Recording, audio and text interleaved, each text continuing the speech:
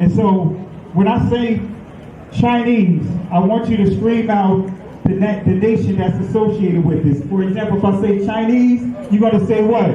China. All right, let's say it with authority. When I say Chinese, you say what? China. All right, that's just a test right there. So here we go. Chinese. China. Russian. Russia. Italian. Italy. German. Germany. Swedish.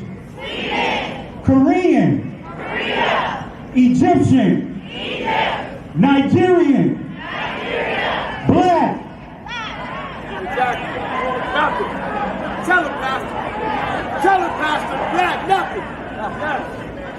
I hope you were able to successfully identify the issue.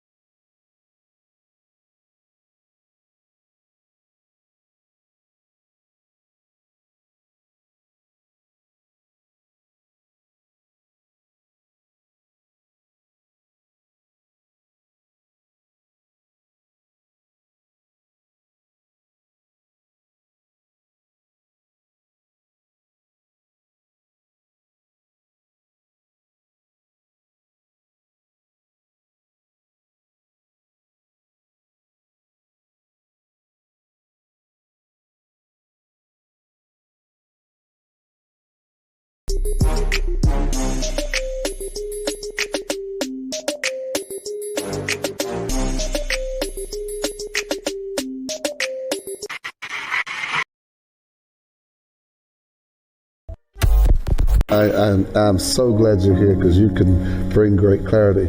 Can you tell us a little bit about the Sephardic Jews and how they were scattered because they went west? I sure can. Because the reason why I want to is because a lot of them, and a lot of people don't know this, are in the Caribbean. They are. In the islands. And you're one of them. I know that. I'm one of them. I know that. Because, you know, a lot of folk don't know that those roots are there. One of the first batches of slaves that came to Jamaica, they were the Sephardic Jews. It's documented. And they're all over the Caribbean, over the Caribbean, South America, Central America, and even the South Central United States. Wow. And DNA testing is a factor in all this now.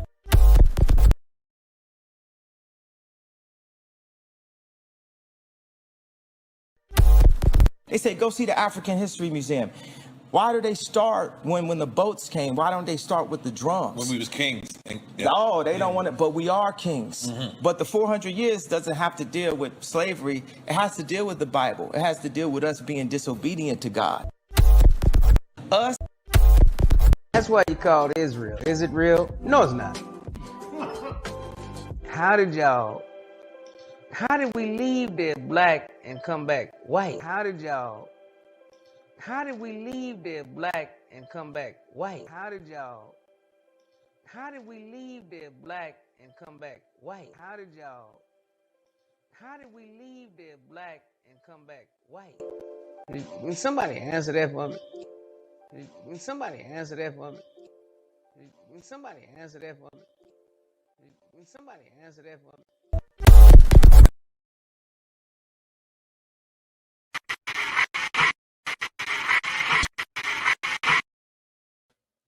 Want to say peace and blessings, family. Want to say shalom, lak, mash, pakha to others. Want to say shalom to you. Want to say peace and blessings, family.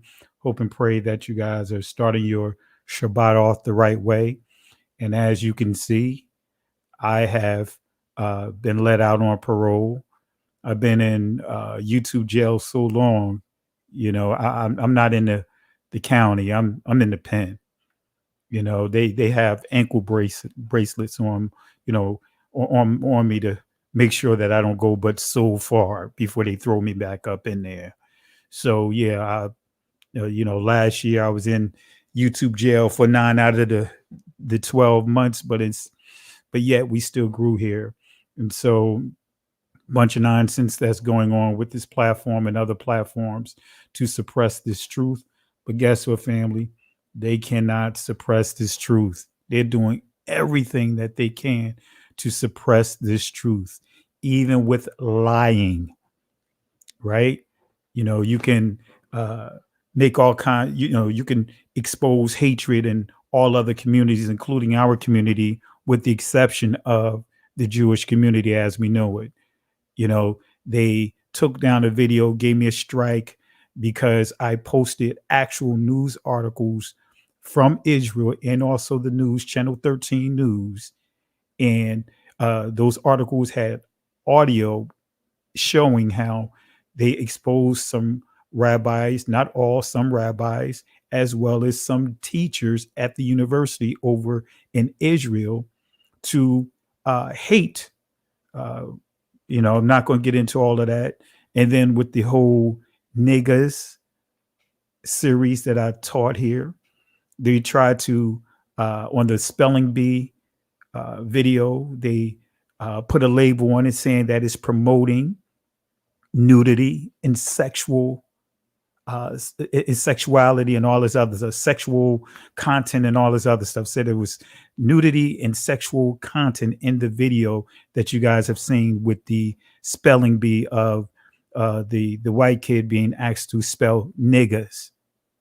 Then they tried to restrict the rest of the videos by saying that, I am, that they are highly sensitive and all this other stuff, just for speaking the truth and giving Bible study lessons on what these words actually mean.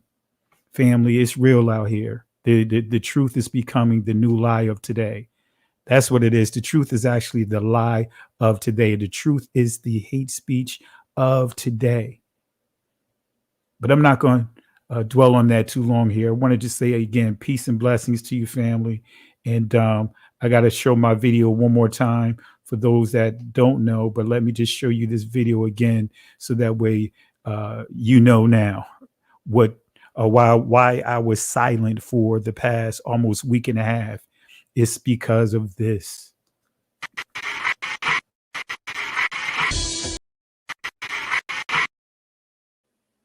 That's right, family. I'm out.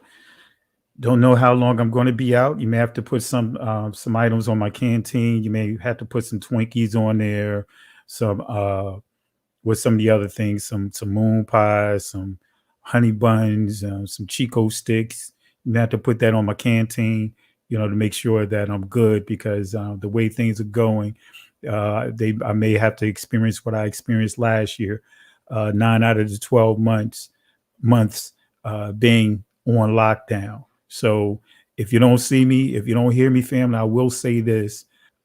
We woke extended. We woke now extended, right? That's my alternate channel. And I'm going to start promoting that. So whatever lives you see here, it's simultaneously being recorded over there. So if you don't see me here, just start going over to that channel, and I will do lives over there. I'm going to start making it a point to upload some items and some videos to there as well. Yeah, family. Make sure you guys give me the books. Make sure you give me some VCR recordings of Martin, and just so that way I can stay up to speed with Martin, the whole series. Not that remix stuff, but the old Martin. Make sure you guys send me some living color on VHS tapes. Make sure you guys do that for me, because the fight is real up in here. All right. So I want to say peace and blessings to everyone. And family, we have a lot to cover tonight. Initially, I was just going to just deal with the tithes and offering, but I'm going to take it a step further, family. I'm going to take it a step further, because many of you guys, and I'm not saying all of you guys, many of you guys is caught up in the witchcraft of this person here, Creflo Dollar. He has everyone talking. And one good thing about all of this is because now The church is talking now. With the tithe discussion, now is forcing them to give clarity, because Creflo, even though he did not apologize, family, he has no regrets, right? Even though he changed his stance in terms of his approach to tithes, he said that, hey, we're not under the law. So we're going to deal with that. So I'm going to break this up into two parts. Tonight, we're going to deal with that portion of it. And tomorrow night, we're going to go into giving proper clarity on what the tithe is. He did not apologize. He did not repent.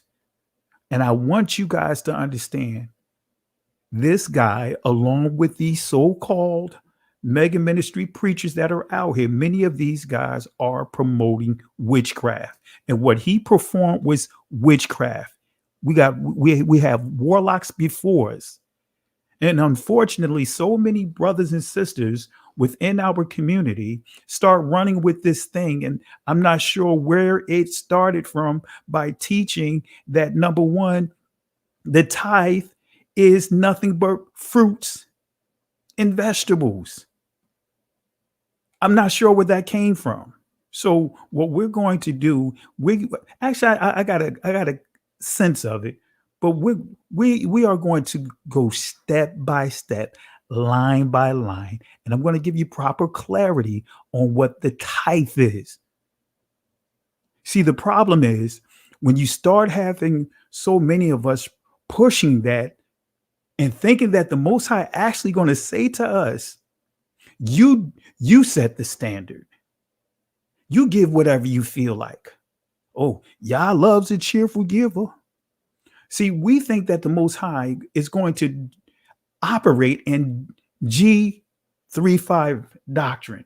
What is the Genesis 3:5 doctrine? That you establish what righteousness is. That you, which when I say you, us, establish what holiness is. Take him out of the equation. So whatever you feel, and you know the flesh is never going to do the things of the spirit. That's a fact. So so many of our brothers and sisters are running with this guy right here. He just performed witchcraft right in front of you guys' eyes. I taught on this years ago. And Sister Carol was following me on Facebook. She'll tell you, I taught on Creflo Dollar years ago, his hustle and the witchcraft that he's spewing out there. Not just him and others. Filled with witchcraft. And many of our brothers and sisters are running with this thing, assuming that he didn't apologize, which he didn't. Assuming that he repented, which he didn't. See, family, number one, if you did something out of order and you hurt people, that's what reparations is for. Reparations is to take whoever you abuse, whoever you took advantage of, you were supposed to give restitution. You're supposed to make it right with them. You are supposed to give them reparations so that way it breaks their dependency from you. That's what reparations is, family. For those that are pushing reparations but really don't know what reparations is, reparations, the truth about reparations, it is there to provide, give independence to the victim. Out of all the group of people that receive reparations, you know, the slave owners receive reparations, man, everybody done received reparations, but our community. And we are the only community that is so dependent on this government to function, to operate. So this man did not repent. He's not giving back a single dime. So before we get started, I'm going to share with you a few clips, and then we're just going to go into it, family. This is going to be a 2-day study. I'm not going to be able to do all of this in one setting, because this is at least a 3-hour lesson, and I'm not going into a marathon like that, especially knowing I have to teach in the morning. So let's go ahead and show a couple of clips. And I want you guys to hear, I'm going to share some older clips of his. All right. Let me allow you to hear a couple of older clips of his for you to understand just how reckless, just how much of a warlock this guy is, and how so many of our brothers and sisters are caught up in his spell. He didn't say anything that was correct inside that lesson. I could pick that entire lesson apart. Pick it apart. And by the way, Geno Jennings, the offer is still there, right? The offer is still there. And some of you guys don't know, when I was doing my Facebook thing, Geno Jennings jumped in my live in the chat, wanted to do a debate. And then I guess he backed out when he heard me, actually heard me teaching against one of the lessons that he taught. So the invitation is out there, Pastor Jennings, if you want to continue on, get that going, because I really want to have some discussions with you. So like my favorite movie, Tombstone, I'll be your Huckleberry. All right. So let's go ahead and play some clips here. Let's go ahead and get started, family. And let's expose this warlock here. Let's start with this first clip here. This is his own words. I don't have the video to it, but you will hear the audio. Here we go. Moving bars and give everybody a little card. They stick it in a little computer slot. And if they were tithing, beautiful musical to go off, and you know, welcome, welcome, welcome to the world, dome. But if they were non-tithers, the bar would lock up, the red and blue lights would start going, the siren would go off, and a voice would go throughout the entire dome. Crook, crook, crook, crook. Security would go and apprehend them, and once we got them all together, we'd line them up in the front and pass out Uzis by the ushers. We point our Uzis right at all those non-tithing members because we want God to come to church. And at the count of 3 Jesuses, we'd shoot them all dead. And then we'd take them out the side door there, have a big hole, bury them, and go ahead and have church and have the anointing. Aren't you glad we're under the blood of Jesus? Because if we were not under the blood of Jesus, I would certainly try it. Folks, this is a serious thing.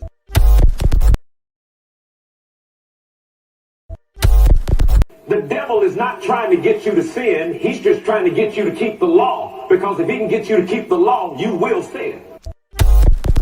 The devil is not trying to get you to sin. He's just trying to get you to keep the law. Because if he can get you to keep the law, you will sin.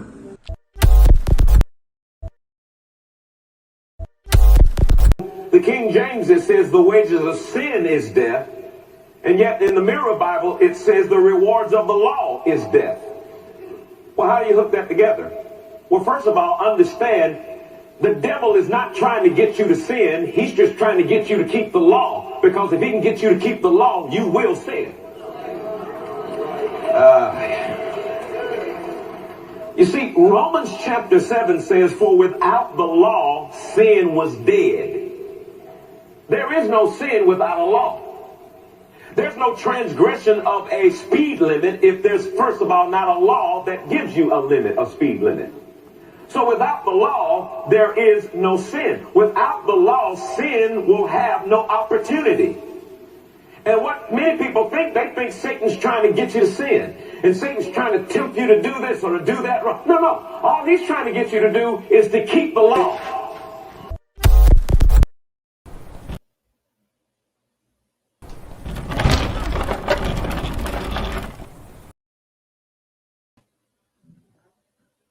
See, family, and what's sad is seeing how this guy,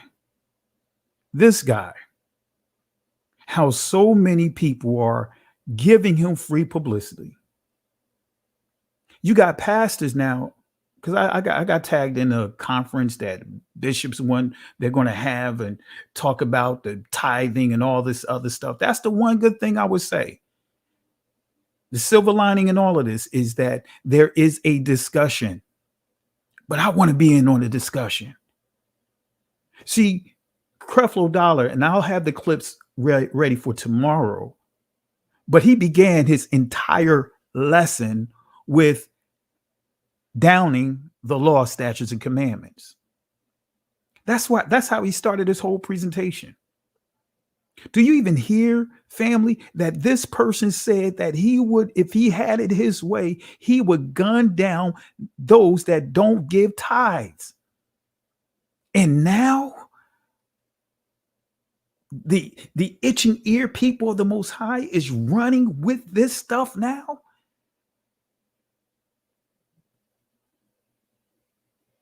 Remember, Hasatan disguises himself as the messenger, the angel in Hebrew, malak, messenger of light. But he has ministers too, and he's a minister of his.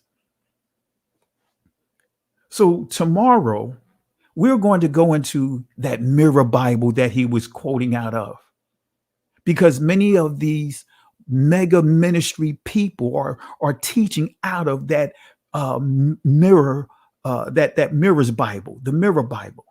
And the mirror Bible is a paraphrase Bible. And for some of you guys that don't understand the different types of Bibles that are circulating out here, you have, number one, you have the translations, Bibles that are actual translations, of the wording.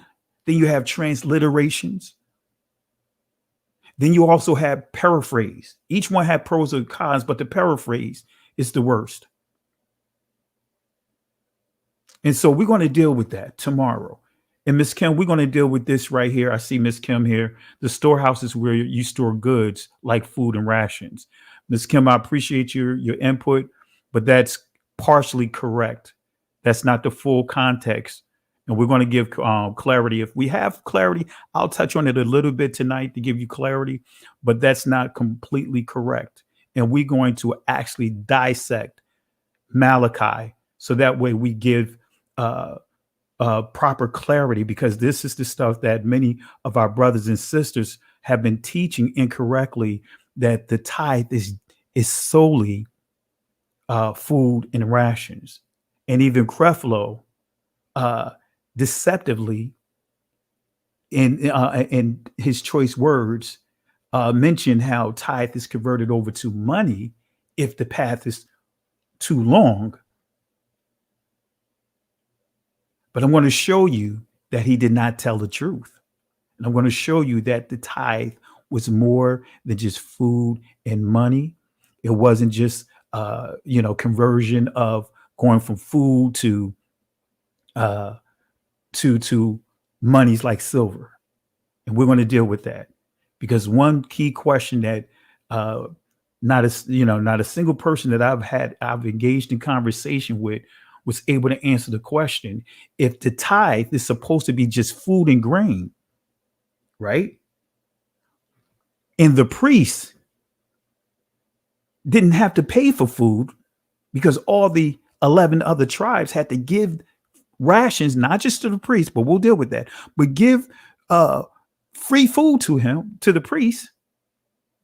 So you're telling me that in Malachi chapter 3, the priest was guilty of stealing food? Come on, family. We gotta really listen to what we're saying. So I'm going to prove to you the church has abused the tithe, and I'm going to show you that many of the Israelites, the Israelite community, is abusing the tithe by improperly teaching it as well. Some teach, and many don't teach it. But those that many have bashed the church about how they incorrectly teach it. But then you have some camps that actually speak against it publicly, but have their members giving 20 to 30% of tithe to their. It's so much craziness out here. So family, we're going to do this in two parts, and I'm going to give proper clarity. I couldn't squeeze it all in at one time. So I just want to make that clear, family, because I know a lot of you guys want to get to that portion of it, but we will get that. We will get that. Okay. We will get to that. All right. So let's go ahead and get started here. For the sake of time, let's get as much as we can in tonight. And I will touch a little bit on the tithe just to give you a nugget, and we'll go into the fullness of that portion of it tomorrow.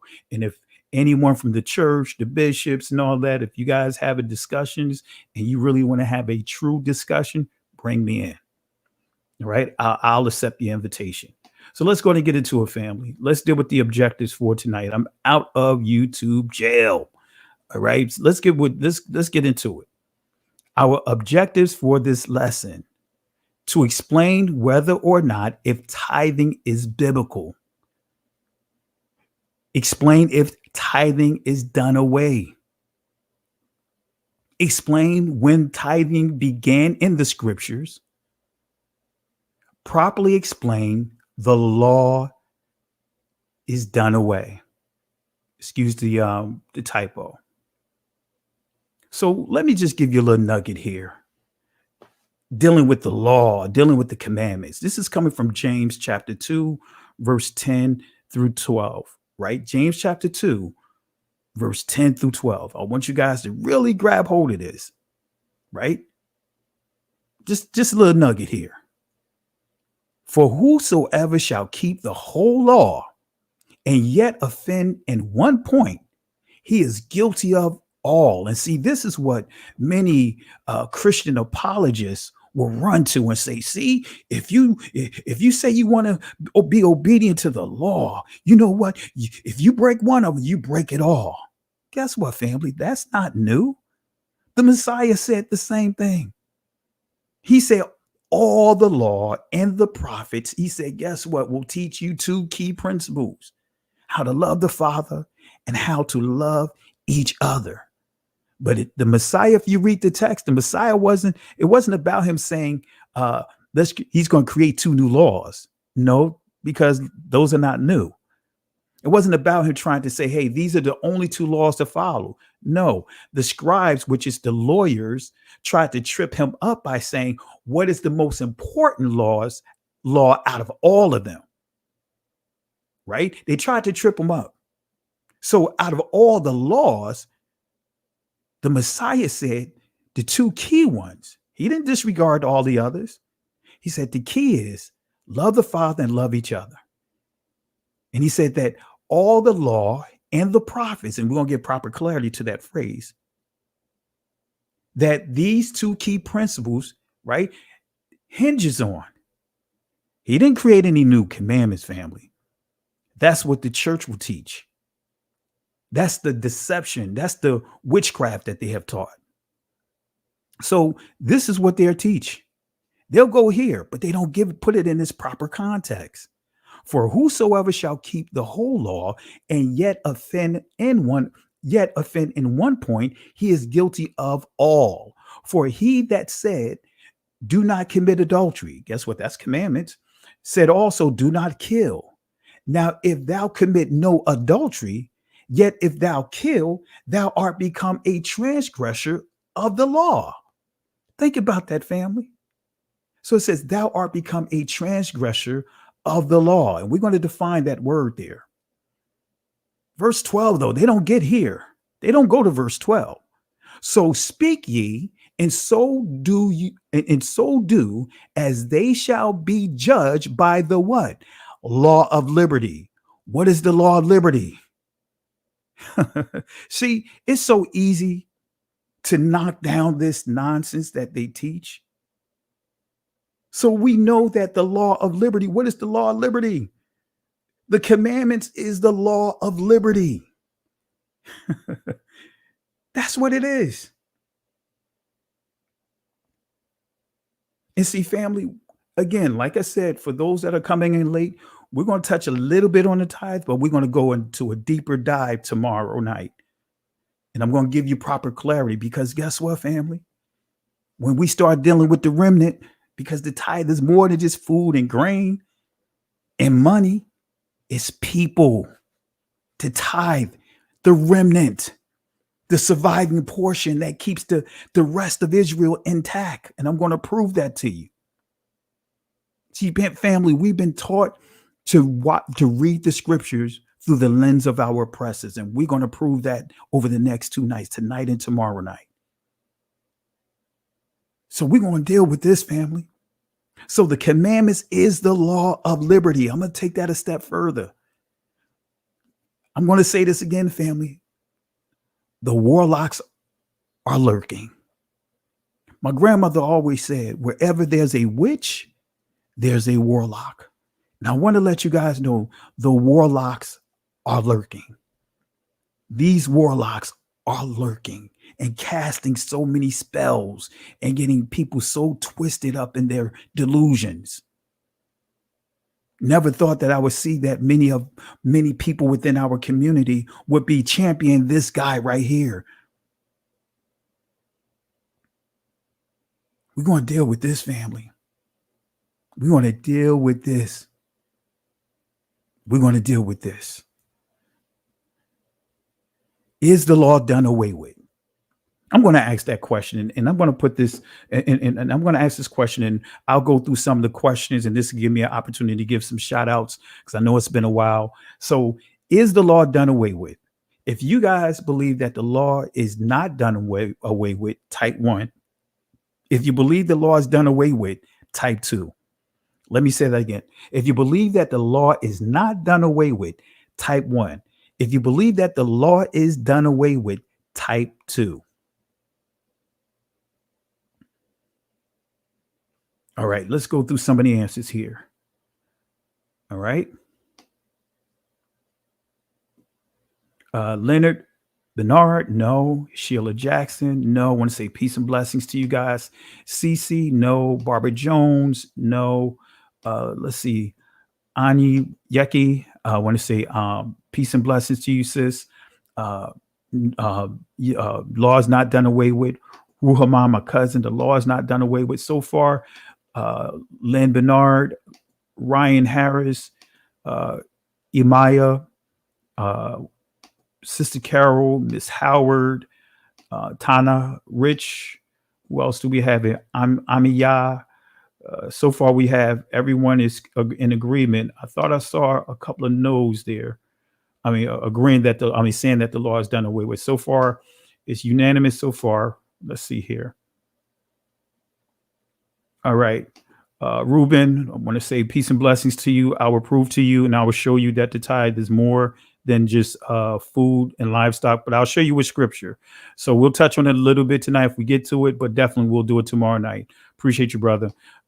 Angela Bolton, agree that the law is not done away with. Todd Wilson, E. Harris, Sedaria Halliburton. Let's see. So far, so far everyone is in agreement. I thought I saw one that says no, but so far everyone is in agreement that the law is not done away with. Let me see. Do we have one?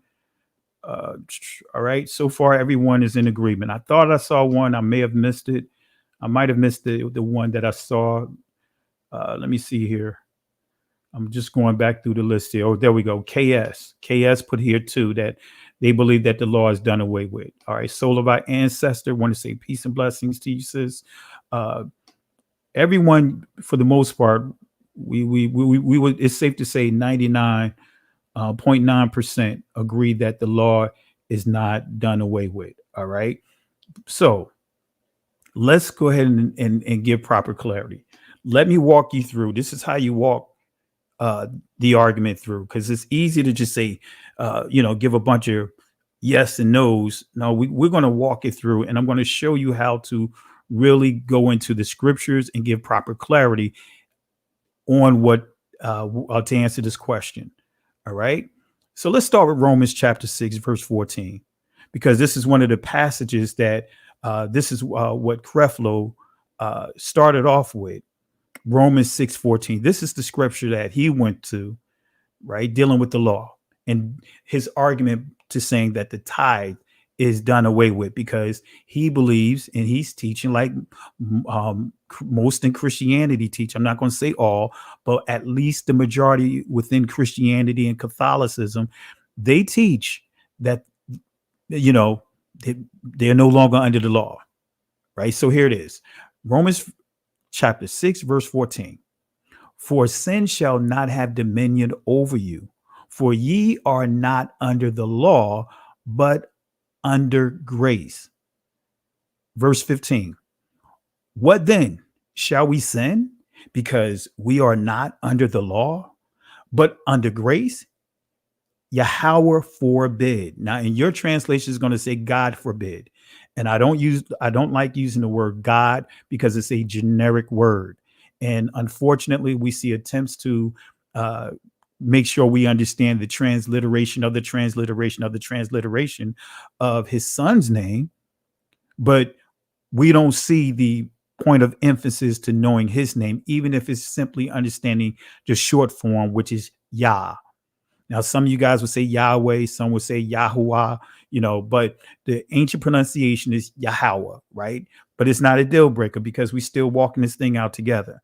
So I prefer to use his ancient name and not just use a generic word God, because that's a lot of confusion.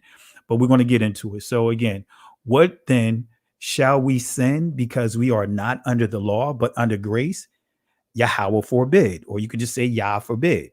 So what does Paul mean when he says we are not under the law, right? What do he mean?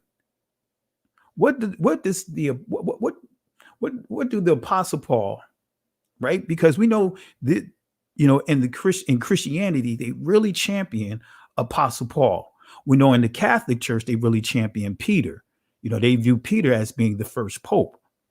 But in the church, they really champion Apostle Paul. Now, I'm not saying that I'm disregarding Apostle Paul, but Apostle Paul does not come before the Messiah, right? And we have to take the rule of thumb that whatever Paul say, we should be able to confirm it with two witnesses, which is at least two of the disciples' writings that we have, at least two of their writings to confirm what Paul says, or your understanding of what you perceive Paul is saying. So if you're saying that Paul is saying that we're not under the law, then you have to give clarity with at least two of the other prophets. That's the law in itself. The church is breaking the law. Why? Because they use Paul, but they do not confirm his words with at least two other witnesses. That is Deuteronomy chapter 17 and also Deuteronomy chapter 19. At least 2 or 3 witnesses in order for something or a matter to be addressed. All right. So let's go ahead and answer this question. Is the word used in the singular or plural? Because understand this, family, we're going to break down this word law, because whenever I deal with someone, especially when I deal with people from the church, I ask them a question. When they say we're not under the law, and when they start going through Paul's writings, I ask them, is it a singular or is it plural? When you say we're not under the law, can you explain it to me? See, most people in church, and I'm referring to pastors, cannot explain and differentiate what is a law in the proper context it's being used in. So is the word used in the singular inside this text or the plural? Let's start with the Greek definition of law. Let's break down law. You really need to understand this, because you're not going to understand the tithe if you don't understand these bare principles here. So let's start with the word law. Some of you guys would say Torah, and others would say Thawara. Not getting into the pronunciations tonight, but Torah, or however you want to pronounce it, from the Israeli or the ancient. But notice what it says here, Torah, right? A precept or statute, especially the Decalogue or the Pentateuch, the law. So notice it says a precept or a statute. So this right here is telling you precept and statute can be used interchangeably. So the word law, the English word law, precept and statute can be used interchangeably. So that's telling us that this can be singular or it can be plural, because we see the Pentateuch, the Decalogue or Pentateuch, the law. Why do I say plural? It could right here. This is plural. Pente, or however you want to pronounce it, right? That's 5, right? This is 5, Greek for 5. So that means what? The first 5 books of your Bible is called the Law of Moses, or the law. It's referred to, it has different names. The Law of Moses, the law given to Moses, the Law of Yahweh, or some, to say the law of Yah for short. It goes by a number of different names. So it can be singular, precept, or statute, and we're going to explain these words here, or it can be plural in reference, referring to the first 5 books of the Bible. So is Paul saying that we are not under the law? Is he saying that we don't have to we don't have to deal with the Torah anymore? Because that's the first 5 books, these books of instructions. That's why it's called the book of instructions, right? The book of precepts, the book of statutes. Now, I hope I made it clear. I hope I broke it down a little, made it plain for you guys. Just that alone should give you a better way to approaching the text, right? But notice here, family, it says in entry number 1, and I'm going to highlight the sub entries as well. It says law, direction, instructions. Entry A, instruction, direction. But notice what this says here, instruction and Messianic age. But let's read each one of them. Body of prophetic teaching, right? The first 5 books, right? It says body of prophetic teachings, instruction and Messianic age. So you want to learn about the Messiah in those first 5 books. Body of priestly directions and or instructions. Body of legal directives. This is all covered in those first 5 books. And by the teaching to disregard those first 5 books, and actually the church is teaching to disregard the whole so-called Old Testament. Only 2 Bibles, only 2 books that they really hold on to is Psalms and Proverbs. But they want to disregard and, cherry pick on selected texts that they want to use, like the Tithing, Malachi 3, Kojic. Man, they'd tear up Malachi chapter 3. How does a man rob God? Through their tithes and offering. I know what I'm talking about. You got some of you Pentecostal folks up in here, some of you apostolic folks up in here. Y'all know, especially tax time. You hear more talking about tithes and offering during tax time, during tax season. And that's the one scripture that the one passage they'll pull out. How do a man rob God? And the people say, how? Through your tithes and your offering. Yeah, Pastor. Yeah, Pastor. Anyway, y'all know what I'm talking about. Some of you guys, getting excited right now. I Sister Carol Price somewhere just inside the chat ready to do this.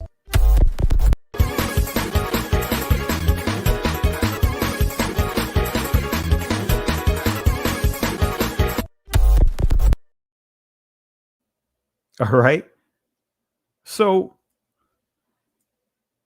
let's go to law.com, because family, the best example, if you really want to understand the law, statutes, and commandments, the covenant in terms of what the Most High has given to his people, you can use the Constitution, which is equivalent to the covenant. Those words are interchangeable. And you can also use the laws and the statutes and the ordinances of this country to understand what these words mean and put things in its proper perspective. So we're going to go to law.com and let's see what the law.com say about the definition of the word law. Let's see the legal term. We see here, any system of regulation to govern the conduct of people. Let me say that again, family, because when we say that we are not under the law, right? When we push that narrative, you're saying that we don't have any type of regulations. There is no system. There is nothing that the Most High have in place to govern his people. Because guess what, family? Everything that's lawful is not expedient. This is dealing with the system of man. So let me read that again from the legal aspect of it.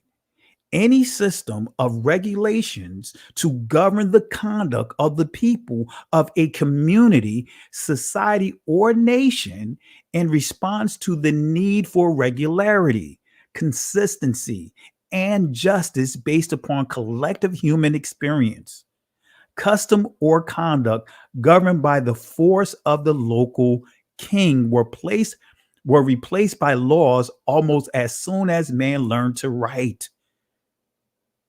So law has been in place.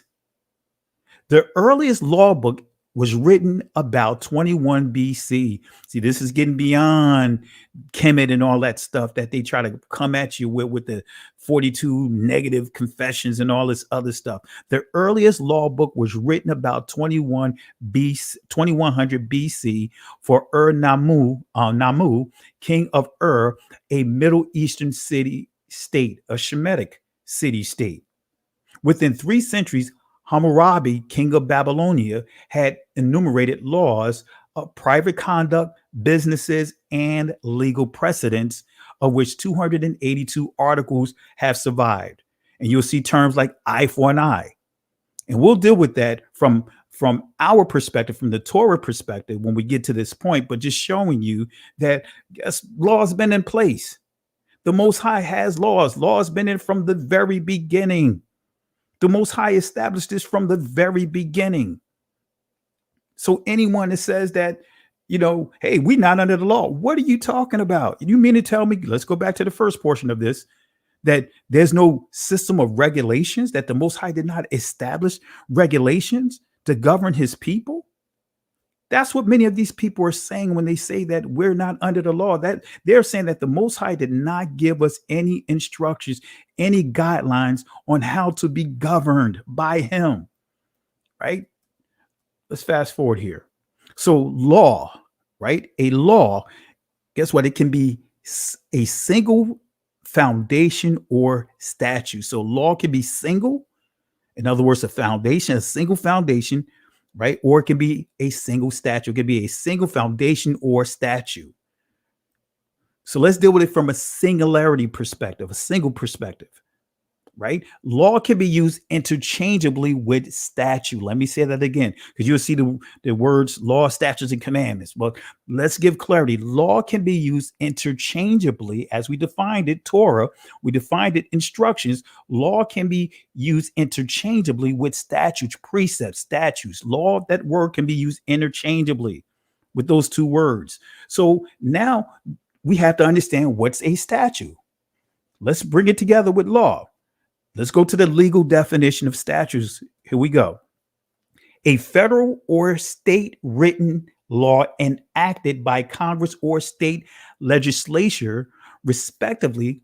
Local statutes or laws are usually called ordinances. So what is this saying? Right? Law, statutes, they are instructions.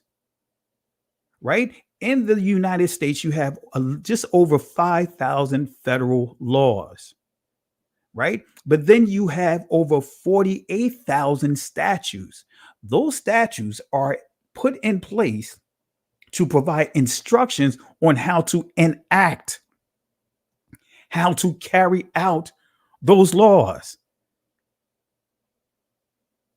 So I'm keeping it plain, family. We keeping it simple. I'm going to get right back to what they take out of context, but I want to walk you through this, guys. I'm walking you through this right now. We slow walking this. We're not rushing this.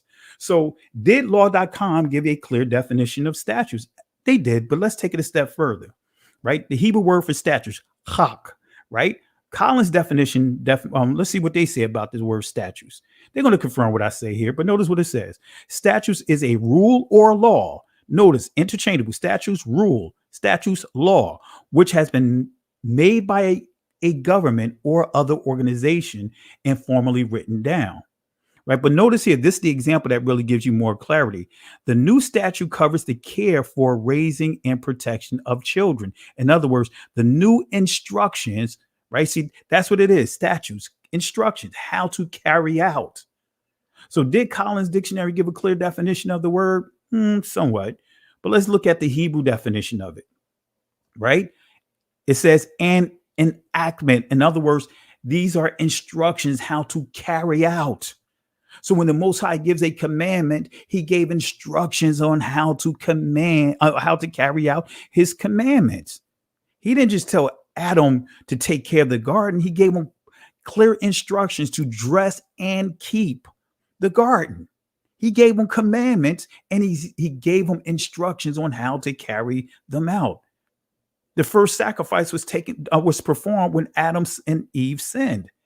And the Most High gave them instructions because that's how their sons knew how to sacrifice, because Adam taught them based upon what the Most High had taught him.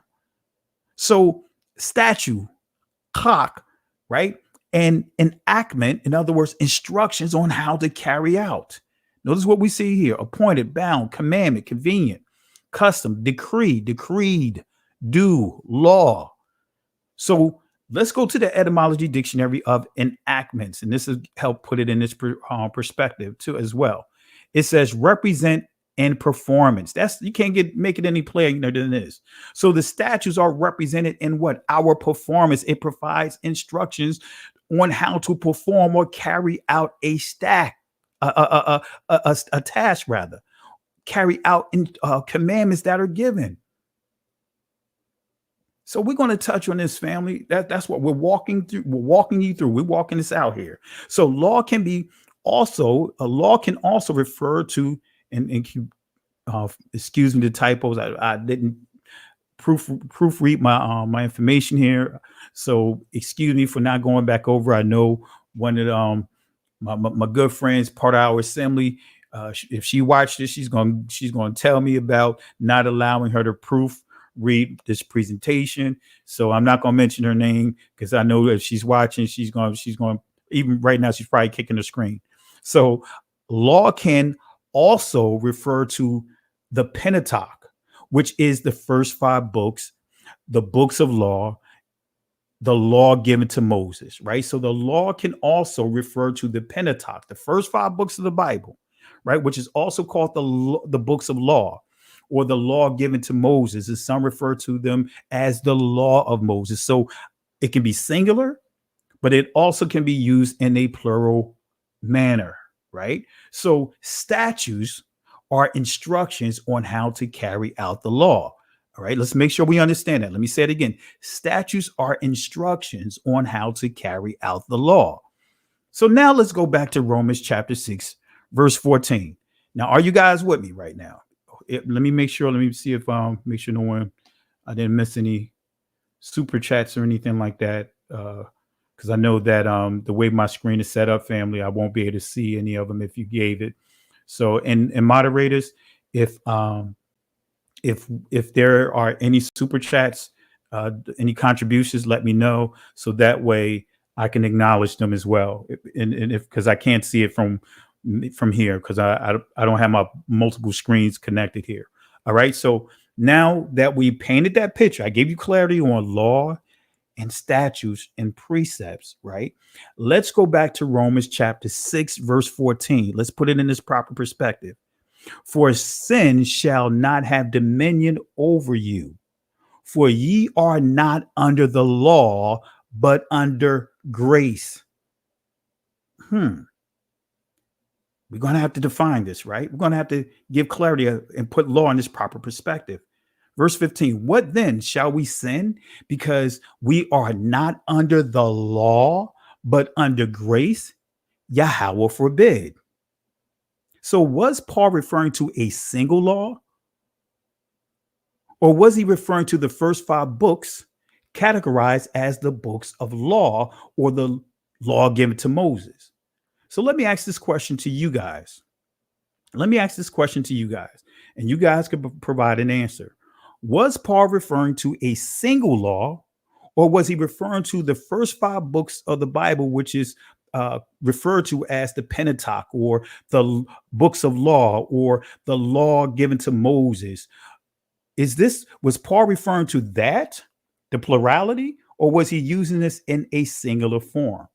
If you guys believe that it's singular, type singular. If you believe it's plural, type plural. All right. And we'll post your responses on the screen. All right.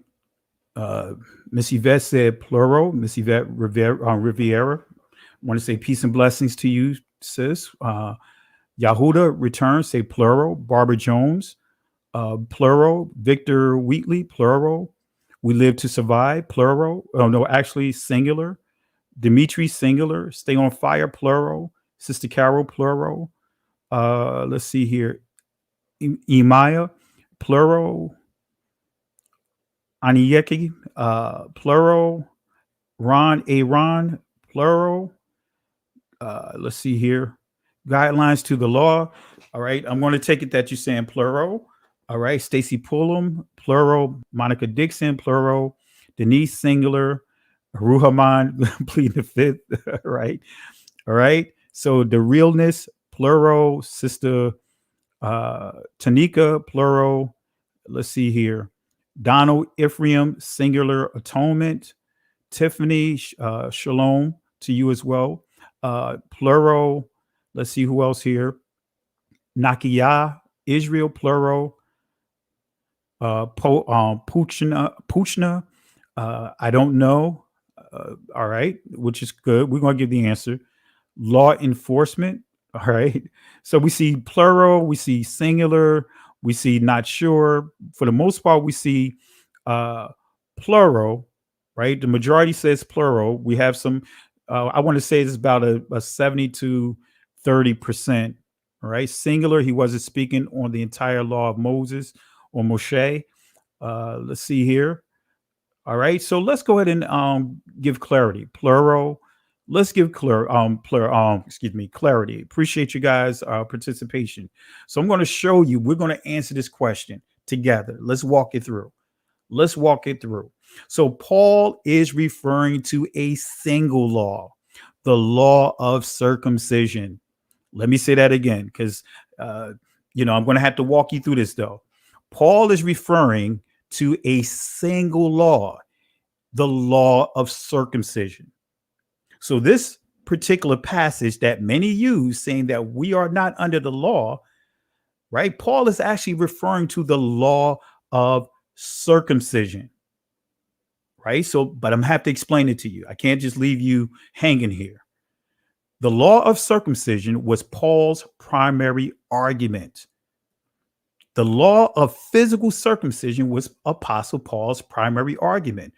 Let's go to Romans chapter 2, verse 24 through 29. And we're going to put it in this proper perspective, because this is where a lot of the confusion come into play. Paul sets up his arguments in the very beginning, chapter 1. And remember, family, back in the biblical times, the times of Paul, right? They didn't have chapters. They didn't have verses, right? They didn't have that. They didn't have the convenience of being able to open up their roles like we do to pinpoint a particular chapter or verse like we do today. And I'll explain that in another time, but chapters was not created or added until the 12th century, verses in the 15th century. So when we look at what Paul is dealing with here, he really sets up his whole argument in what we would refer to as chapter 1 and chapter 2 going into chapter 3. So Romans chapter 2, verse 24 through 29, let's read it. It says this: for the name Sham of Yahweh is blasphemy among the Gentiles through you, as it is written, for circumcision verily profiteth if thou keep the law. Right? He's saying circumcision profiteth if you actually keeping the law of circumcision. And what he means by that is if you're keeping the commandments properly. Because remember, Paul's primary argument was the circumcision of the heart. That's where he placed his point of emphasis from.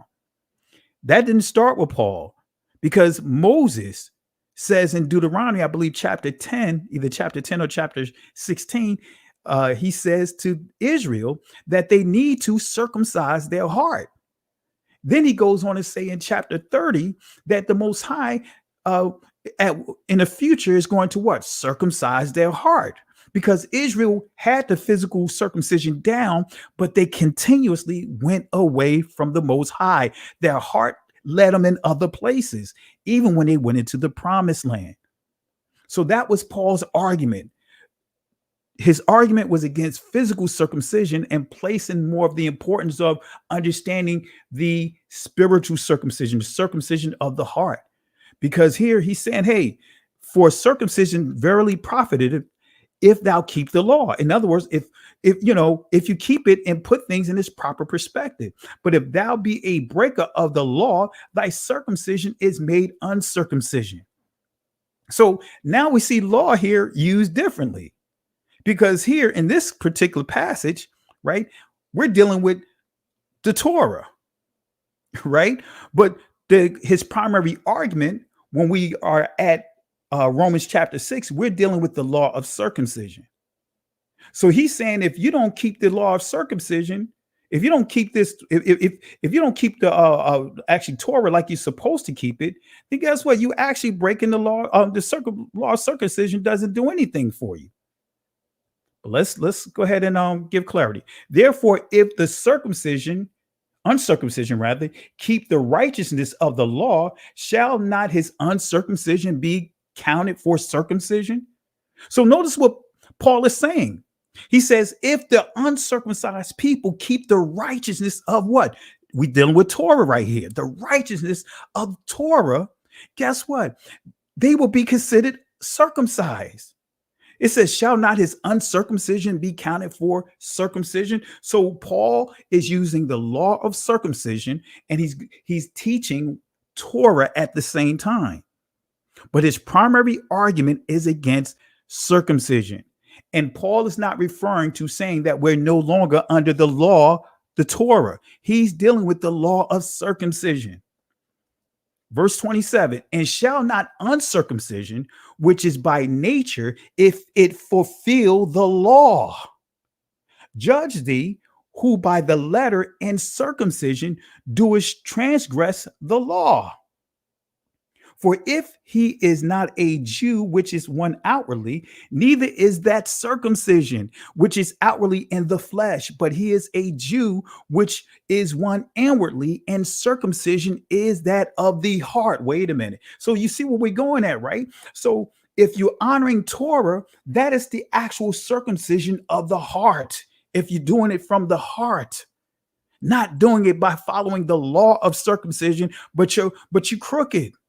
Israel was, man, some of the, Ahab and all those guys, they were circumcised, but they went away from the circumcision of the heart because they transgressed the Most High's law, statutes, and commandments. So when we go to Romans chapter 3, verse 1 through 3, we're going to see Paul's primary argument leading up to Romans 6 is the law of circumcision. In that passage, he's referring to the law of circumcision. So what advantage then have the Jew? Or what profit is there of circumcision? Much every way, chiefly because that unto them were committed the oracles of Yahweh. For what if some did not believe? Shall their unbelief make the faith of Yahweh without effect? Now, when we go to Romans chapter 4, verse 9 through 13, notice what you're going to see here. Cometh this blessedness then upon the circumcision only, or upon the uncircumcision also. For we say that faith was reckoned to Abraham for righteousness. We see circumcision again, right? How was it then reckoned? When he was in circumcision or in uncircumcision, not in circumcision, but in uncircumcision, because what he's saying is Paul, right before he was circumcised, he was in covenant with the Most High. He was in agreement with the Most High. He was faithful to the Most High. But once the Most High officially gave him the covenant, he became so circumcised. He was faithful before he received the physical circumcision. That is what Paul is saying. There it is right here, family, right? So he received the sign of circumcision, right? Because the circumcision is a sign to saying that we are in covenant with the Most High. See, this is one of the things you can shut down a lot of the people that are pushing the feminist narrative about abortion.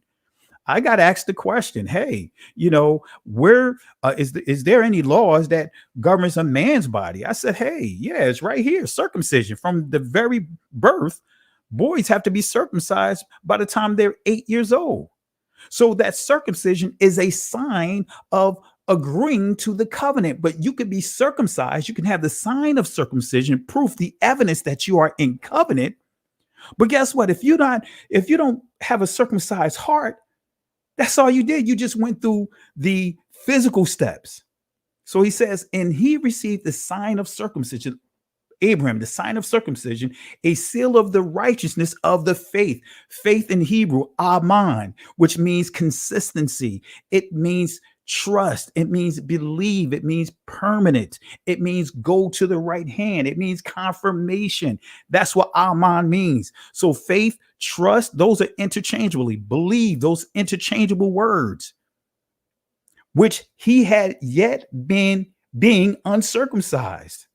So Abraham's faith started before he received the physical circumcision. That's what Paul is saying, that he might be the father of all them that might believe, though they be not circumcised, that righteousness might be imputed unto them also.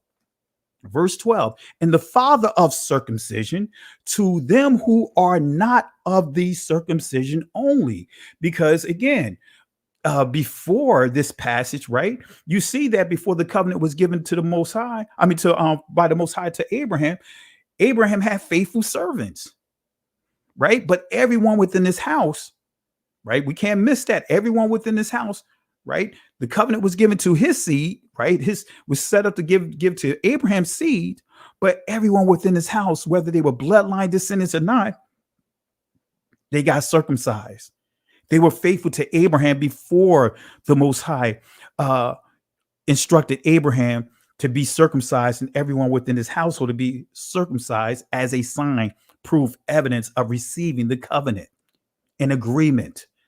For the promise that he should be the heir of the world was not to Abraham or to his seed through the law, but through the righteousness of faith. That's all it's saying, family. That is all this is saying right here. All right. That's all this is saying right here, family. Right. So let's go to Romans chapter 15, verse 8, because I just proved that was Paul's argument. He's not saying we're not under the instructions of Moses to disregard those. No, he is dealing with the law of circumcision, the way that it was being implemented. Whether you agree or disagree, this is what Paul is saying. The physical circumcision, he was placing his point of emphasis on having a circumcised heart. Verse 8 of chapter 15. Now I say that Yahweh Shai HaMashiach, in other words, Jesus the Christ, was a minister of the circumcision for the truth of Yahweh to confirm the promises made unto the fathers. Okay. So does Paul's words negate the importance of circumcision? See, let's go to Romans chapter 7, verse 7, because now you'll put it in its proper perspective. What shall we say then? Is the law sin? In other words, is he saying that being circumcised is it a sin? Yahweh or Yah forbid. Nay, I had not known sin, but by the law, for I had not known lust. Because guess what? The law of circumcision, y'all better go deeper than what we've been taught, family. The law of circumcision, especially for men starting as boys, is teaching us how to what? Overcome our flesh. If you understand the 119th book of Psalms, you'll see that it's 3 phases of the 119th book of Psalms: a young David, a middle-aged David, and a latter David. The first portion is really teaching David the importance of bloodline, his heritage. So what shall we say then? Is the law of circumcision, the law of circumcision, sin? Yahweh forbid. Nay, I had not known of sin, but by the law, for I had not known lust, except the law had said, thou shalt not covet. Now we're getting into the law of Moses combined with the law of circumcision. Come on, family, it's too easy. Romans chapter 11. I say then, have God cast away his people? Yahweh forbid, right?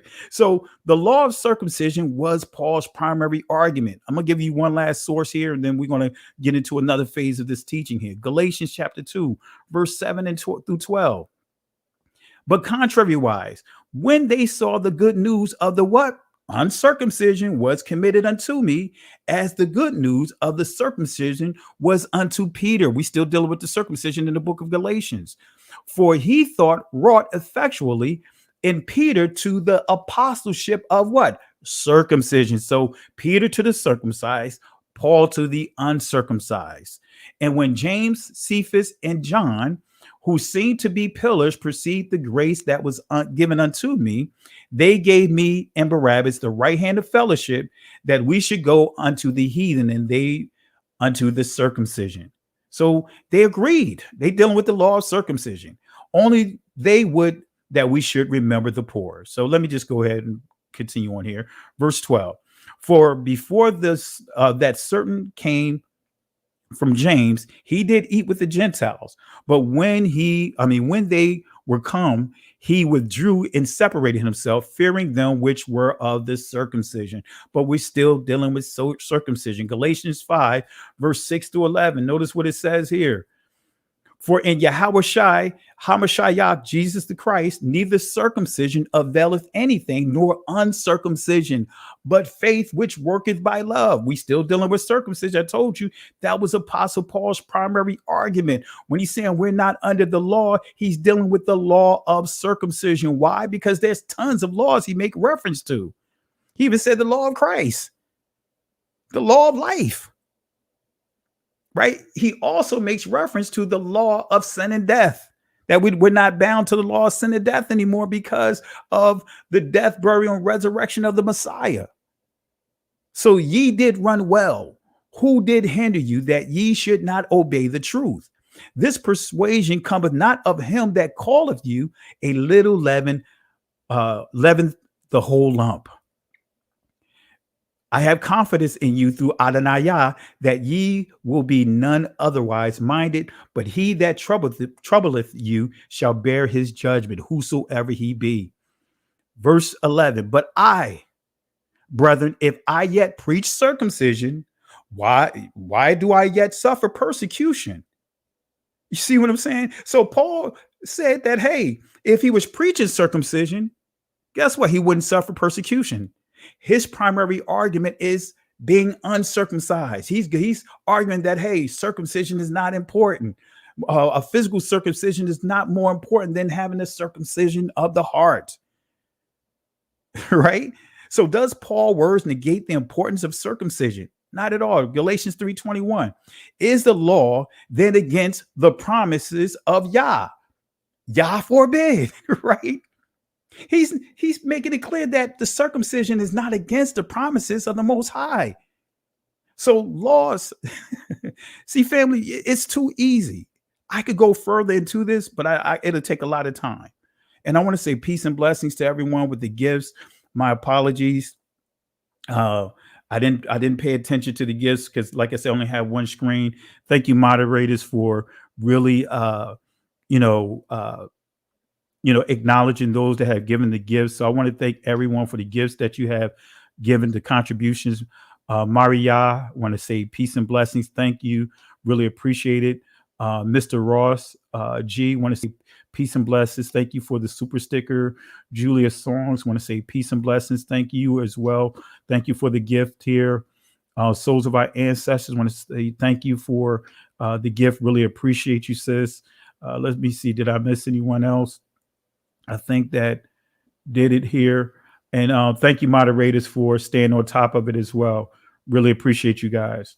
All right. So again, family, we done said a lot. Romans 6, Paul is not disregarding the law of Moses. What he's referring to, or the first 5 books of the Bible, what he's referring to is the law of circumcision. He's not saying he's disregarding the law of circumcision. Not saying that he's throwing it out, but he's placing the point of emphasis on the circumcision of the heart. So remember, family, laws are instructions. The laws are enactments. The laws are statutes on how to carry out what, right? Now, this is a question right here, right?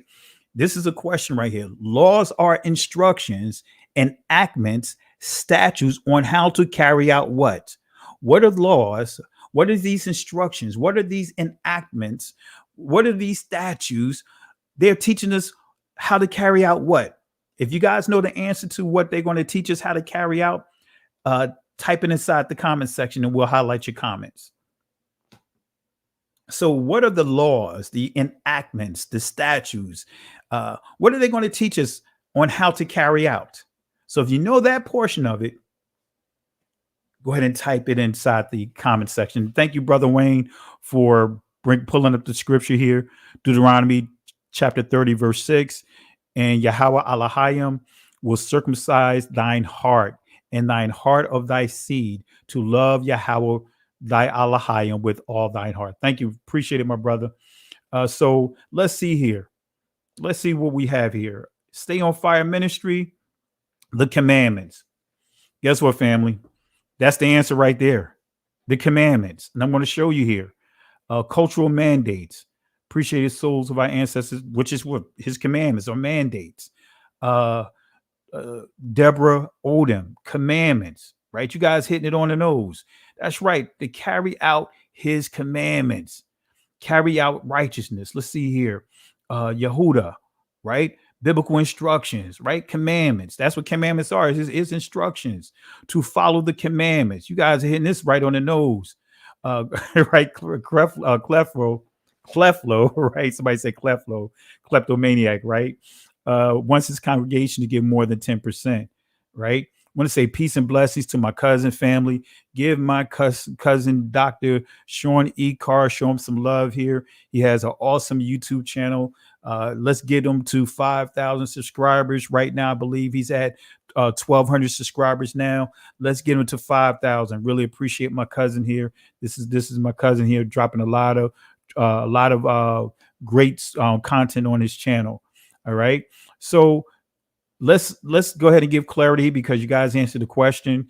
It's going to teach us how to carry out the commandments. So laws are instructions.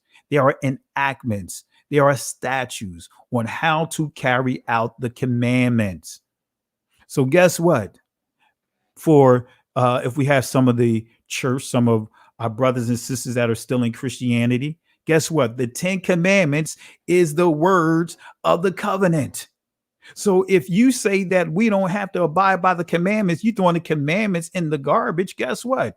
Then you're saying that we have a blank covenant because the 10 Commandments, they are the words of the covenant.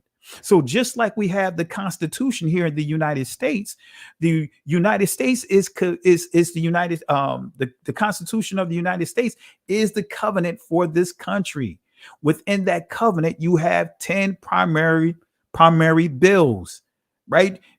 10. Once you get beyond that, now you're getting instructions on how to carry those things out. So you have the covenants, the Constitution, and all the articles that are there. Then you have the laws that teach you how to carry out the Constitution. Then you have the statutes that teach you how to carry out the laws. Come on, family. It's just that simple. So the laws are statutes. They're ordinance teaching us how to carry out the commandments. And guess what? This is ultimately the words of the covenant. Without the 10 Commandments, you have no covenant. That's why so many in Christianity is confused because they're saying that we are under a new covenant. But then when you ask them what's the new covenant, they can't tell you none of the commandments of the new covenant. They'll just say love God and love each other. That's so generic. But guess what? That is still identified in the law, right?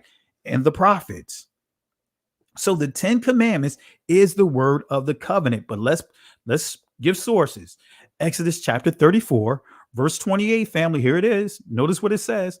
And he was there with Yahweh 40 days and 40 nights.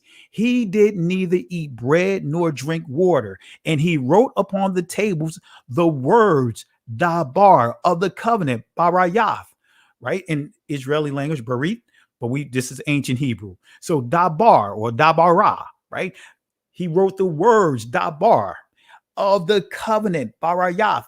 The 10 Ashar commandments, Dabar Yam, that's the plurality, Dabar commandments, Dabar Yam, the masculine plural, or the Israeli pronunciation, Dabarim, right? But nevertheless, The 10 Commandments is the word of the covenant. Those are the words that was written on the covenant.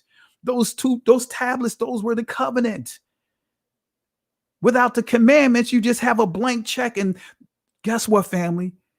It's time to call these warlocks, these witches, these warlocks that have been teaching the Most High's people have a blank check. We seen what happened when George Bush Sr. had a blank check to do whatever he wanted to do with going into invading Iraq. We see where that blank check has taken us. Giving politicians blank checks. Give a blank check to your child and see what happens. No guidance to your children. What happens? Isaiah chapter 1 through 3, actually 1 through to the first couple of verses of 4, gives you a full picture of what happens when we have no guidance, when we have no governance. These witches, these warlocks, this is what they are teaching. This is what they're teaching. Let me play the clip from Creflo one more time, family, and we're going to continue here. We're going to break down commandments. All right, we're moving along pretty good. We're making some great time here. So let me play this clip again by Creflo. Let me play the clip again of him. I'm going to show two clips.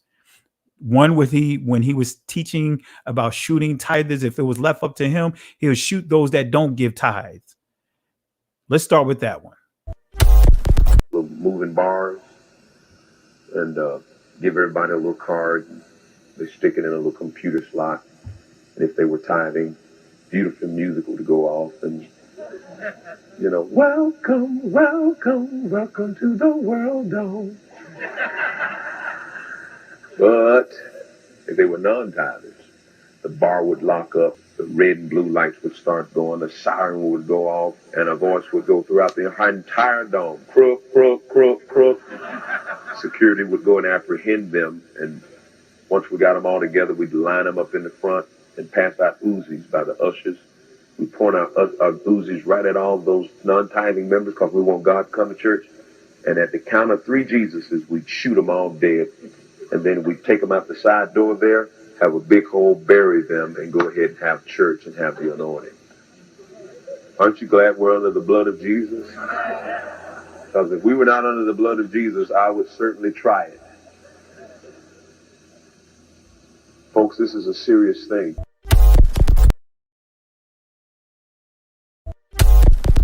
The King James, it says the wages of sin is death. And yet in the Mirror Bible, it says the rewards of the law is death. Well, how do you hook that together? Well, first of all, understand the devil is not trying to get you to sin. He's just trying to get you to keep the law. Because if he can get you to keep the law, you will sin. You see, Romans chapter 7 says, for without the law, sin was dead. There is no sin without a law. There's no transgression of a speed limit if there's, first of all, not a law that gives you a limit, a speed limit. So without the law, there is no sin. Without the law, sin will have no opportunity. And what many people think, they think Satan's trying to get you to sin. And Satan's trying to tempt you to do this or to do that. No, no. All he's trying to get you to do is to keep the law.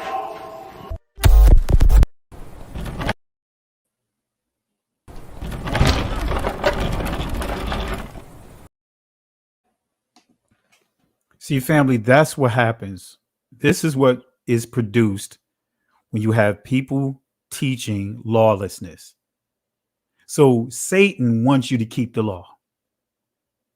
That's what he's teaching. And actually, it's coming out of that Mirror's Bible, right? I didn't have time to clean up my old presentation to add that into here, but we'll do that tomorrow. We'll go through some of the Mirror Bible to give you clarity of what it is. It is a paraphrased Bible. It's a satanic paraphrased Bible that many of these mega ministries like Kenneth Copeland, because Creflo came from up under Kenneth Copeland, many of these guys are endorsing and pushing. It is called the Mirror Bible. It's a paraphrased Bible. It's filled with a lot of foolishness, just what he was quoting. All right. So again, as we stated this before, family, the Ten Commandments, right? The Ten Commandments is the words that were written on the covenant, in the covenant, on those tablets, right? So Paul made a distinction between the law and statutes of circumcision and the Ten Commandments, which is the covenant. Let me show that. Let me show you this here.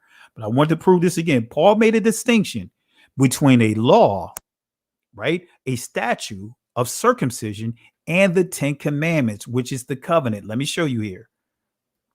1 Corinthians chapter 7, verse 18 and 19. Notice what it says here. Is any man called being circumcised? Let him not become uncircumcised. Is any called uncircumcised? Right? Let him not become uncircumcised. Let me read that again. Verse 18 again. Is any man called being circumcised? Let him not become uncircumcised. Is any called uncircumcision? Right? Let him not be circumcised. So Paul is basically saying it's not a big deal either way. Circumcision is not a big deal either way. But notice what he said in verse 19 to give you proper clarity of his words. He says circumcision is nothing and uncircumcision is nothing. He's dealing with the physical. So he's saying whether you physically circumcised or not, what's more important, as you see here, but the keeping of the commandments of Yahweh. The commandments, remember, the commandments, that's the covenant. The 10 commandments is the covenant. So this just right here, just this verse right here tells you Apostle Paul did not teach against the Shabbat. The Shabbat is what the church began to push. And we'll deal with that not in this lesson. I'll do a special teaching on that. So Paul made it clear, honoring the 10 commandments. Family, when you start understanding the history of the church, how they kicked out our ancestors to push a lot of the stuff that are not biblically based, man, when you read the writings of Clement, you'll see even in Eusebius makes note of it, that Apostle Paul was teaching Passover. We already know that in scripture anyway. 1 Corinthians chapter 5, we know that Apostle Paul was teaching the assembly of Corinth to honor the Passover. And guess what? After he died is when they began to undo Paul teaching them to honor the commandments. Paul was teaching the Corinthians and all the assemblies to honor the 10 commandments, to honor the covenant, which the Shabbat is part of the covenant, the foundational 10. So the 10 commandments, which is the covenant, was written with the finger of Yah. Those are the words of the Most High. So those were the words that at that time was dwelling among the people inside the Ark of the Covenant, because the Ark of the Covenant, notice I say Ark of the Covenant, because without the covenant, it's just an ark. It's just an empty box. But the Ark of the Covenant had the 10 commandments in there, had a sample of the manna, had a sample of Aaron's rod, the acacia wood inside it that budded. But the key was the 10 commandments was inside the ark. So that is the physical presence of the word dwelling among the Israelites. So before the Messiah came, Israel already understood the importance of having the physical word of the Most High dwelling among them. Man, y'all should be praising the Most High just off that revelation right there. Y'all should be getting it in. Y'all should be going Sister Carol up in here.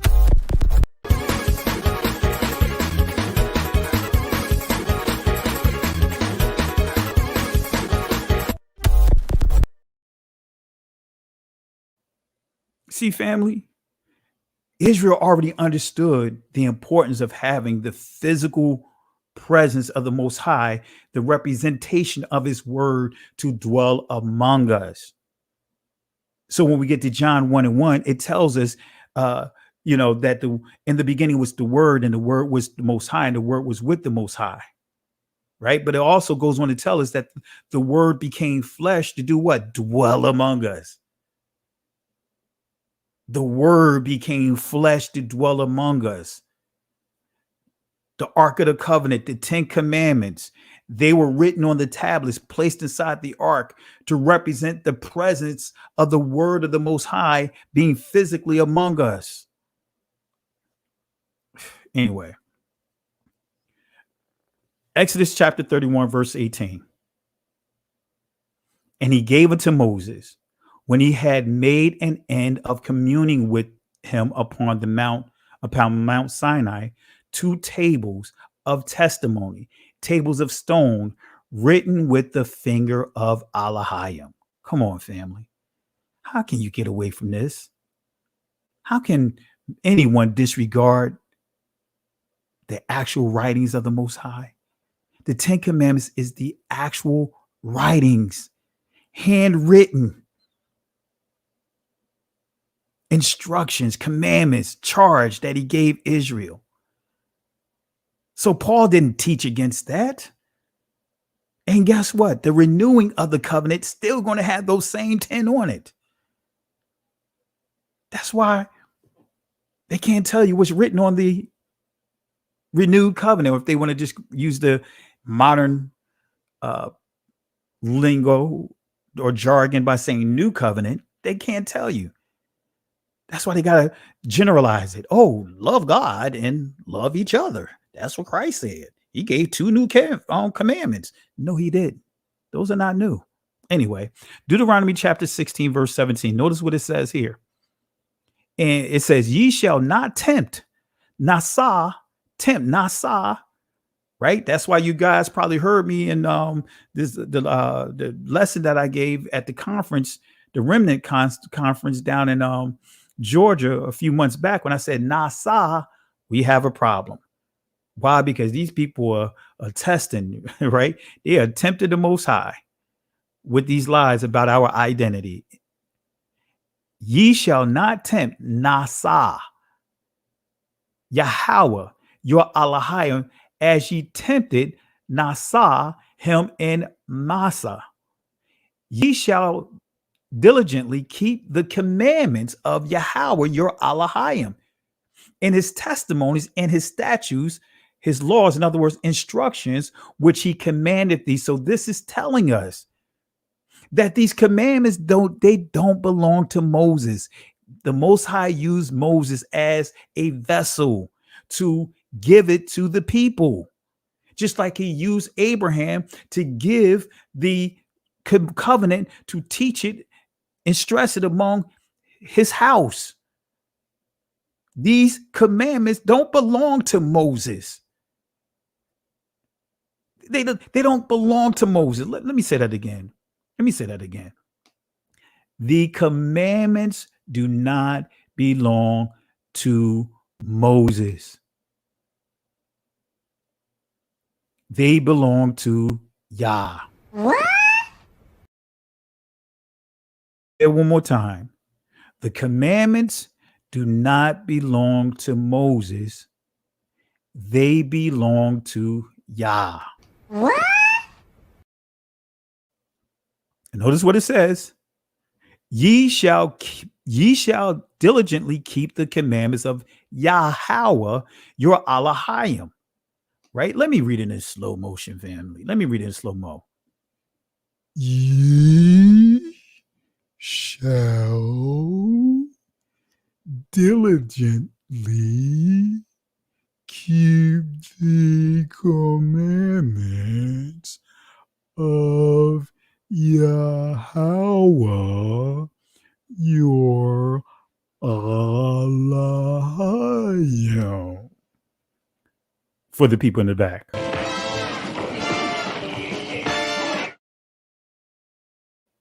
All right.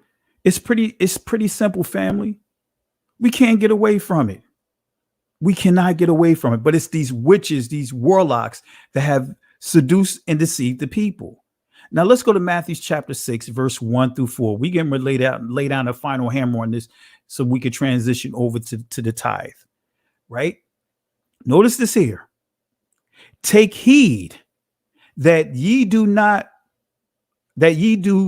your alms before men to be seen ra'ah of them. Otherwise, ye have no reward. Shakarak, right? of your Father which is in heaven. Shemayam. Actually, you know what, family? This is a little early. Actually, that's not supposed to be there. That's getting a little ahead. I was about to go there, family. Let me move this here. That's not supposed to be there. I was about to get into it. I was about to get into the tithe. Let me get into it. Let me move that because that is not supposed to be there. Oh, I was like, wait a minute, that's a little early for there. Let me move that before I forget. All right, let's see here. We're making some good time. Let me move that real quick. All right, Matthews. All right, let me move this right here. Let me do this here. We almost through this portion of. We got a little ways to go, but we're almost through. We're making good time. And I hope this gives you a lot of meat to go over for. You go back over during the Shabbat. As far as tomorrow, the day portion of it. Let me put this over where it needs to be. All right. Let's see here. All right, almost there. Just want to make sure I put this where it needs to be put at. All right, here we go. All right, let me put it over here. This is why I say, family, this lesson is very extensive because we're covering a lot. We are covering a lot. All right, family, let's go ahead and continue on, right? So remember, law can be referred to the Pentateuch, right? We already said singular. The law can also be referred to the Pentateuch, which is the first 5 books, the books of law, which is also referred to as the law given to Moses, or some will refer to it as the law of Moses. Did Paul disregard the Pentateuch, which is the first 5 books of the law, or the law given to Moses? What was Paul's source to his teachings? All right. We're going to answer this question. What was Paul's source to his teaching? What did he use to teach from? I mean, truth be told, what did the disciples, what did Israel at that time, you know, the followers of the way, the initial followers of the Messiah, what did they teach from? What did the Messiah teach from? What did they teach from? I think you guys already know this, but I'm going to ask the question anyway. You guys can type it in the comment section. What did they teach from? Second Exodus says the Tanakh. All right. You're almost there. You're partially correct. All right. Let's see here. You're almost there. Second Exodus. You're almost there. Nakiyah, law and the prophets. There it is. They taught from the law and the prophets. Remember, Torah, which also is synonymous to the law of Moses, right? That's the first portion. But they taught from the law because there's more to the text that they taught from than just the 5 books of law. They also taught the prophets, right? So we're going to get into all of that as well. All right. So, and I'm going to show you that during the first couple of centuries, what is being referred to as the Old Testament, guess what, family? They didn't call it the Old Testament. We see what the so-called Old Testament was referred to inside the good news, right? And I'm going to show you here. We're going to show you here. It was Torah, but guess what? It wasn't just Torah alone, because even the Messiah made it clear, right? And I'm going to show you here. I want to say thank you for the gifts, family. I didn't catch some of the gifts that was given tonight, and we're gonna get some giveaways too. I'm gonna get some cups and everything done for you guys to start giving out. Some things with We Woke on it. I'm gonna get some T-shirts done. I'm going to do it. I'm going to go ahead and put these together and just start, giving out gifts to you guys, because I really appreciate the love and support of you guys. So thank everyone, and thank the moderators for showing the appreciation for all that have contributed. Right. So the answer here is the law and the prophets. So let me give you clarity here. right? Let's go to Acts chapter 28, verse 23, right? And when, this is dealing with Apostle Paul, and when they had appointed him a day, there came many to him into his lodging, to whom he expounded and testified the kingdom of Yahweh, right? Persuading them concerning Yahweh Shai, in other words, Jesus the Christ, both out of the law of Moses.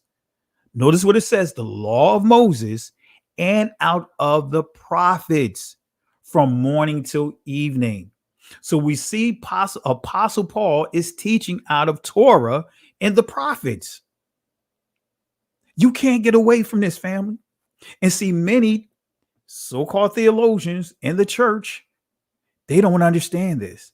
See, I've actually sat in teachings where they taught the law of Moses, saying, when they see this combination, that they say, hey, see, this disregarding the law of Moses. No, that's not what it's saying. Especially when you read Acts chapter 13, right? Barnabas, Paul, they were teaching out of the law and the prophets. That is the canonized text of that time. That's what it was referred to. Now they call it the Old Testament. Why? Because just the psychology of that's old, that's outdated. So out with the old, in with the new. That is very deceptive, the way that it was implemented. So persuading them concerning Yahweh Shai, Hamashiach, Jesus the Christ, both out of the law of Moses and out of the prophets. So you see, the law of Moses was also referred to the law, simply the law, also the law of Moses, right? You're going to see you're going to see different variations of this. But the law and the prophets, Torah, and also what the first 5 books, which many refer to as Torah, some refer to the law and the prophets as being the overall Torah, right? But the law and the prophets, we cannot get away from that. All right, that's what Paul taught out of. So Paul taught from the Pentateuch, which is also called the law of Moses. You cannot receive the teachings of the Messiah if you disregard the law of Moses. Let me say that again, because some people don't understand that. You cannot receive the teachings of the Messiah if you disregard the law of Moses. Let me play it one more time so that way you can understand this warlock. That's why I call him a warlock, because he and others that are teaching and the disregarding of the law of Moses, the first 5 books of the Bible. Matter of fact, the law and the prophets, guess what? They are operating in witchcraft. This is what they are doing. Let me show you this spell right now again that this warlock cast over the people. The King James, it says the wages of sin is death. And yet in the Mirror Bible, it says the rewards of the law is death. Well, how do you hook that together? Well, first of all, understand the devil is not trying to get you to sin. He's just trying to get you to keep the law. Because if he can get you to keep the law, you will sin. You see, Romans chapter 7 says, for without the law, sin was dead. There is no sin without a law. There's no transgression of a speed limit if there's, first of all, not a law that gives you a limit, a speed limit. So without the law, there is no sin. Without the law, sin will have no opportunity. And what many people think, they think Satan's trying to get you to sin. And Satan's trying to tempt you to do this or to do that wrong. No. All he's trying to get you to do is to keep the law.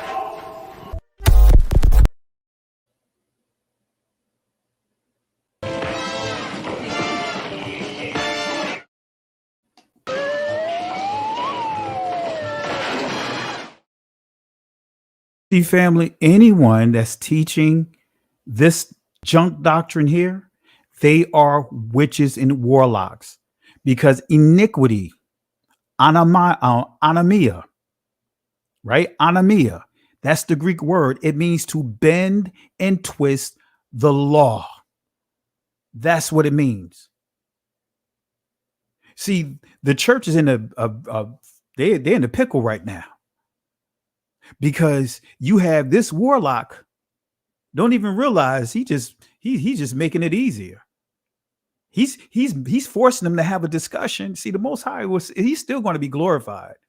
So now the church is going to have the discussion about the tithe, which ultimately, if they say that they have to choose.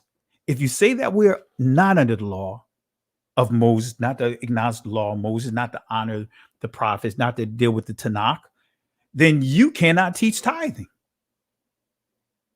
They're going to have to properly explain that to the people. Man, that's right. Let me give them the garbage can here. That's right, souls of our ancestors. Let me give Creflo the garbage can.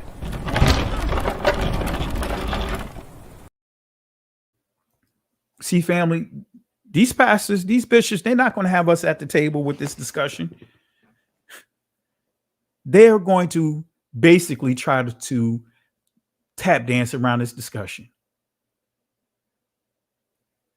See, family, I thank the Most High, even when I was in Christianity, even though I was not honoring the Shabbat, but I stood on certain principles, man. I didn't play around with the tithe. Yeah, I'm a faithful tither, and I'm giving my tithe to the Most High. And I'll explain that in part 2. Because some people say, hey, how you giving the tithe? Yes, I'm faithful with giving tithe.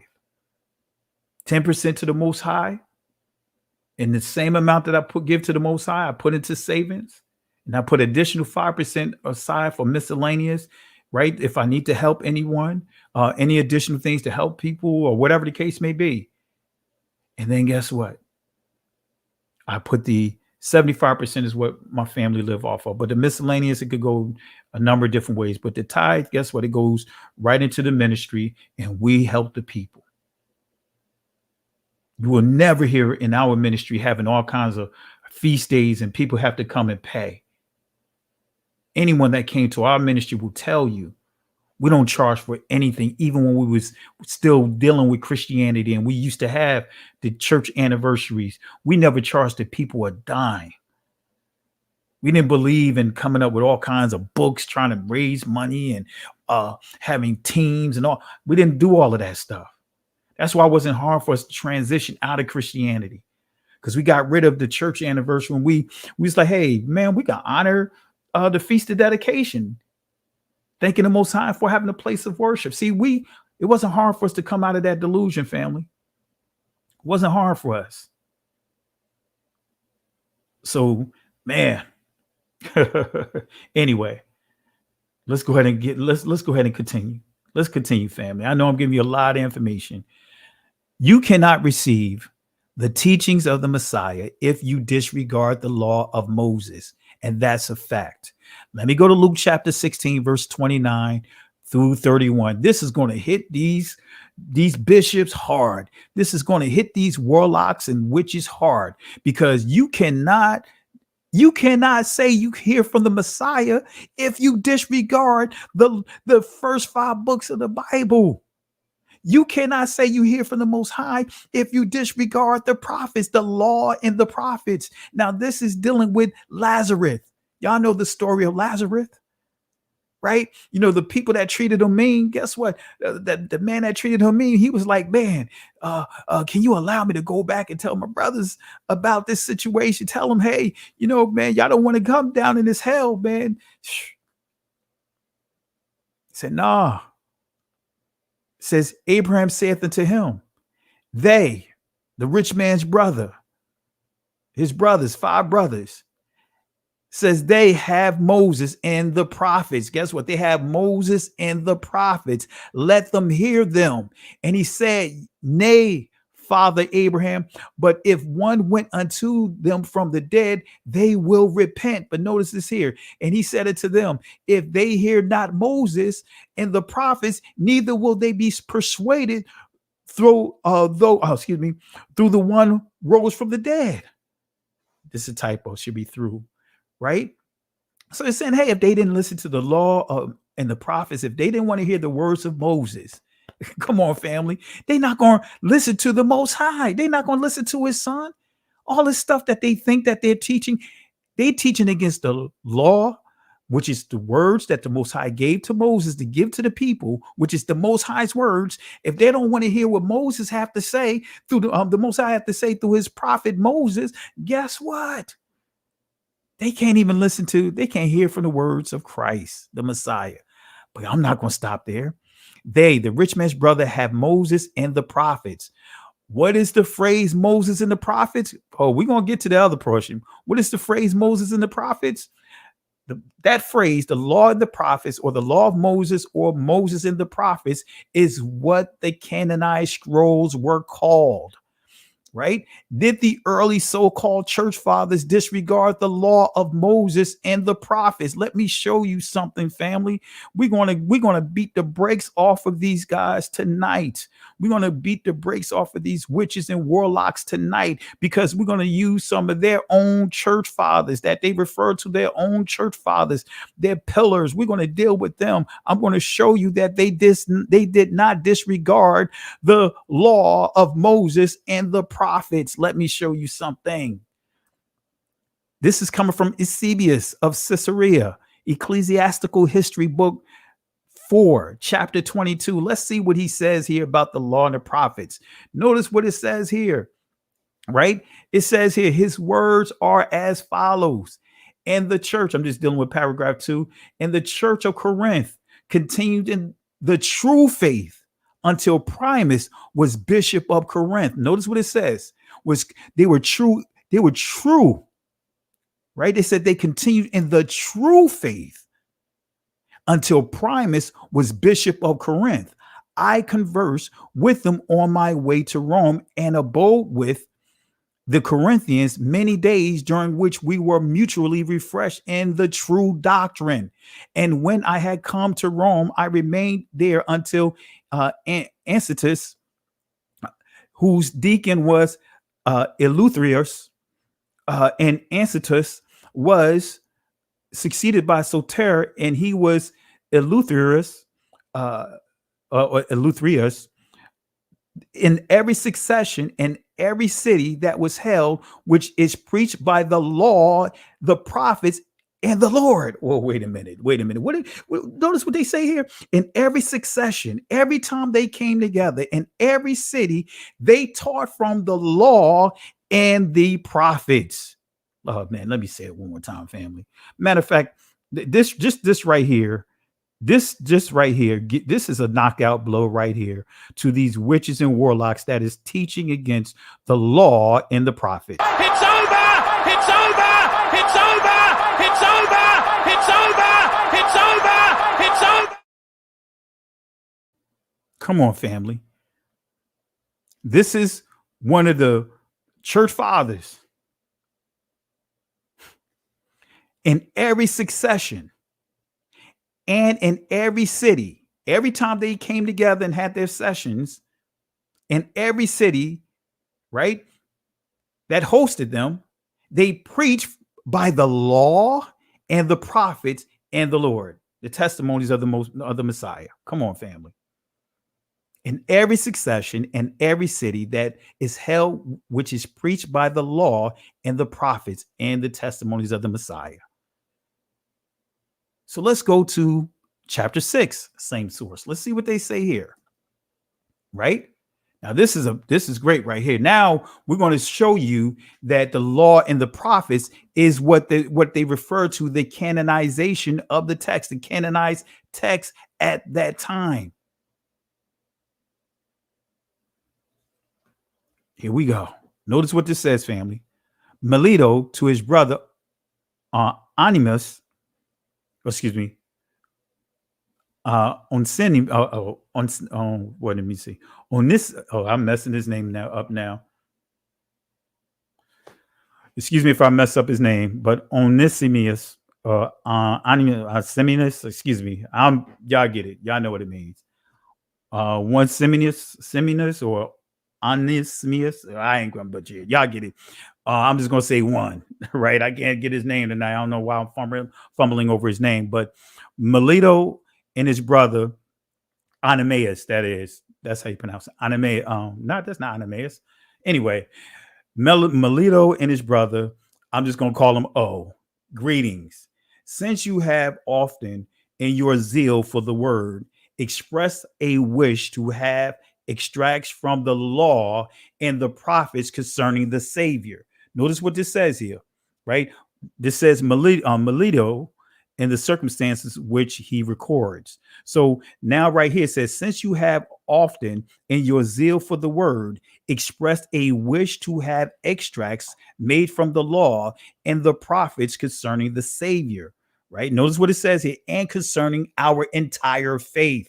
Wait a minute. So they're using the law and the prophets concerning the Messiah and concerning their entire faith, right? And has also desired to have an accurate statement of the ancient books as regards their number and their order. So here he's asking for what? The law and the prophets concerning the Messiah, because they want to make sure they have an accurate account of the books. What today is being referred to as the Old Testament. But they referred to it at that time, the law and the prophets. And notice, as you see here, accurate statement of the ancient book as regards their number and their order. The number of books, the order in which the books or the rolls are to be placed. All right. It's right here, family. We can't get away from this.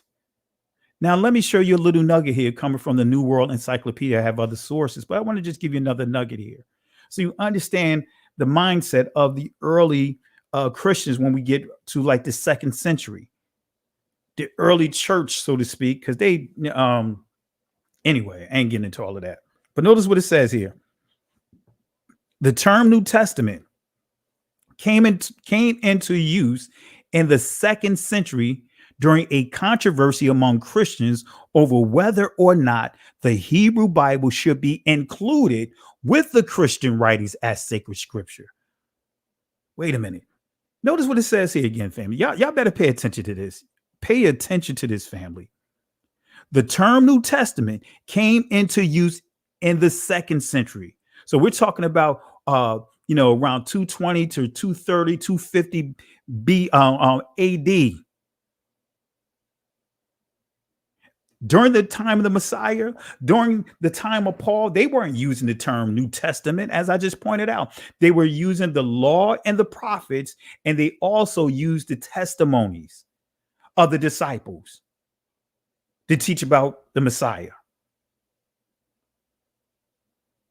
But their foundational studies were out of the law and the prophets. Now, notice here, it was a controversy whether or not to include the Hebrew Bible, whether or not it should be included with the Christian writings, not the other way around.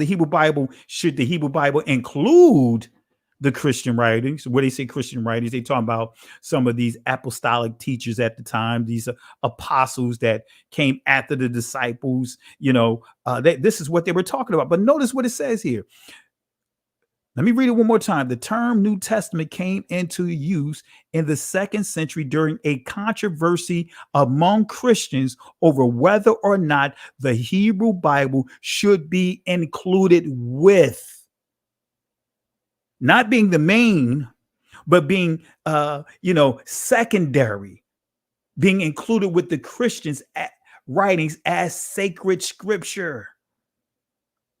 Some other works, which were widely read by early churches, were excluded from the New Testament and relegated to the collections known as the Apostolic Fathers, in other words, generally considered Orthodox, and the New Testament Apocrypha, including both Orthodox and heretical works.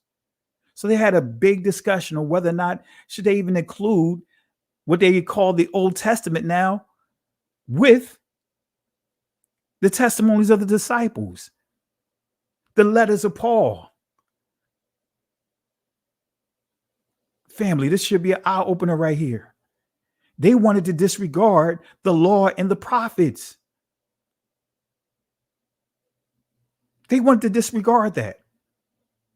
They wanted to disregard that, family. They wanted to disregard that, family.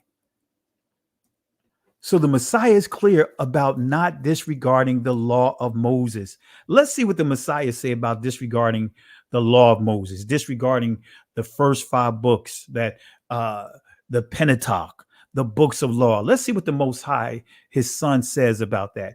John chapter 5, verse 45 through 47. Let's see what it says. Do not think that I will accuse you to the Father. There is one that accuseth you, even Moses, in whom ye trust. Notice this here, family. For had ye believed Moses, ye would have believed me, for he wrote of me. But if ye believe not his writings, how shall ye believe my words? Man, this is a slam dunk right here. You can't even say that you can teach the Messiah and you disregarding what you call the Old Testament today. You can, man, you are a warlock. You are a witch if you are teaching that we don't have to abide. We don't have to study. We don't have to keep the law of Moses, the law of the prophets. Because if you disregard the law of Moses, how can you teach the Messiah? How? Because in the law of Moses, how are you going to know? If you disregard the law of Moses, how are you going to know what the commandments are?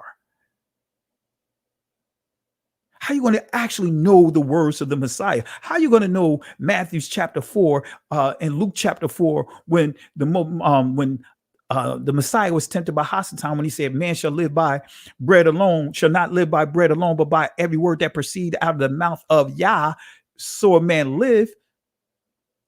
If you don't have the law and the prophets, you will not get the proper clarity of that, because that's Deuteronomy 8. Chapter 8, verse 2 and 3. Come on, family.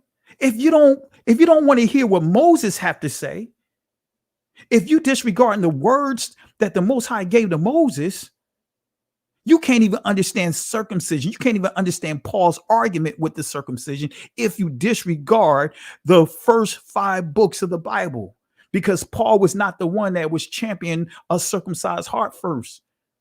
You'll see that Moses talked about that. Matter of fact, having a circumcised heart was there right from the beginning.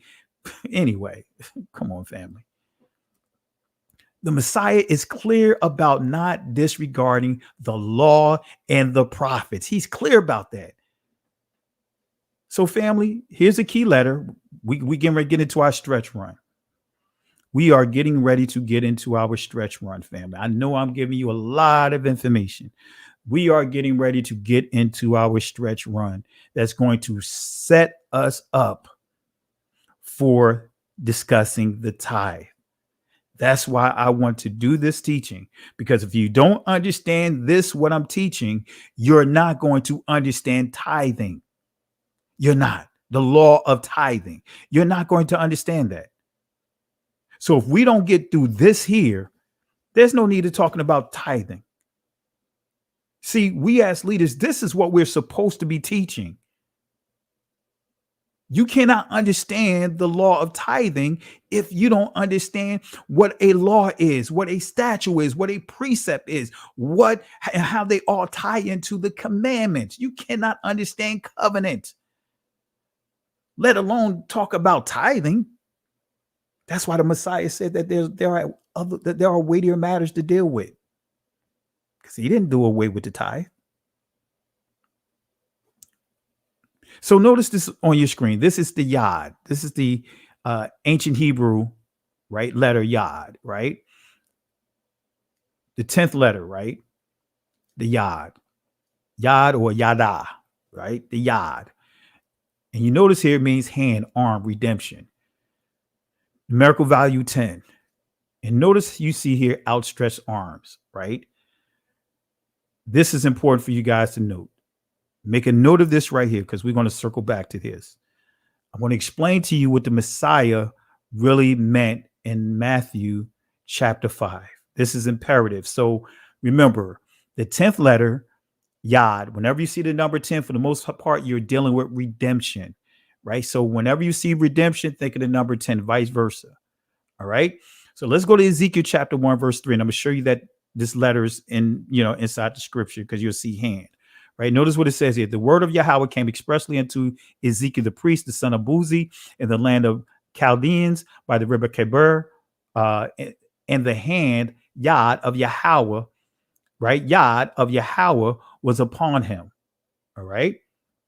So the numerical value, as I pointed out, is 10 for this letter. Now let's go into the warnings of Hamashiach. Matthew chapter 5, verse 17 and 18. Right now, we're going to put this in its proper perspective. Think not that I come to destroy the law or the prophets.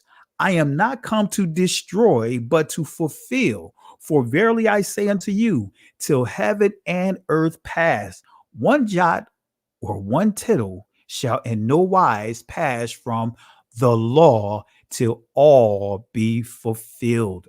This is going to get a lot of people in trouble here. Let's highlight till heaven and earth pass, one jot. Let's break this down.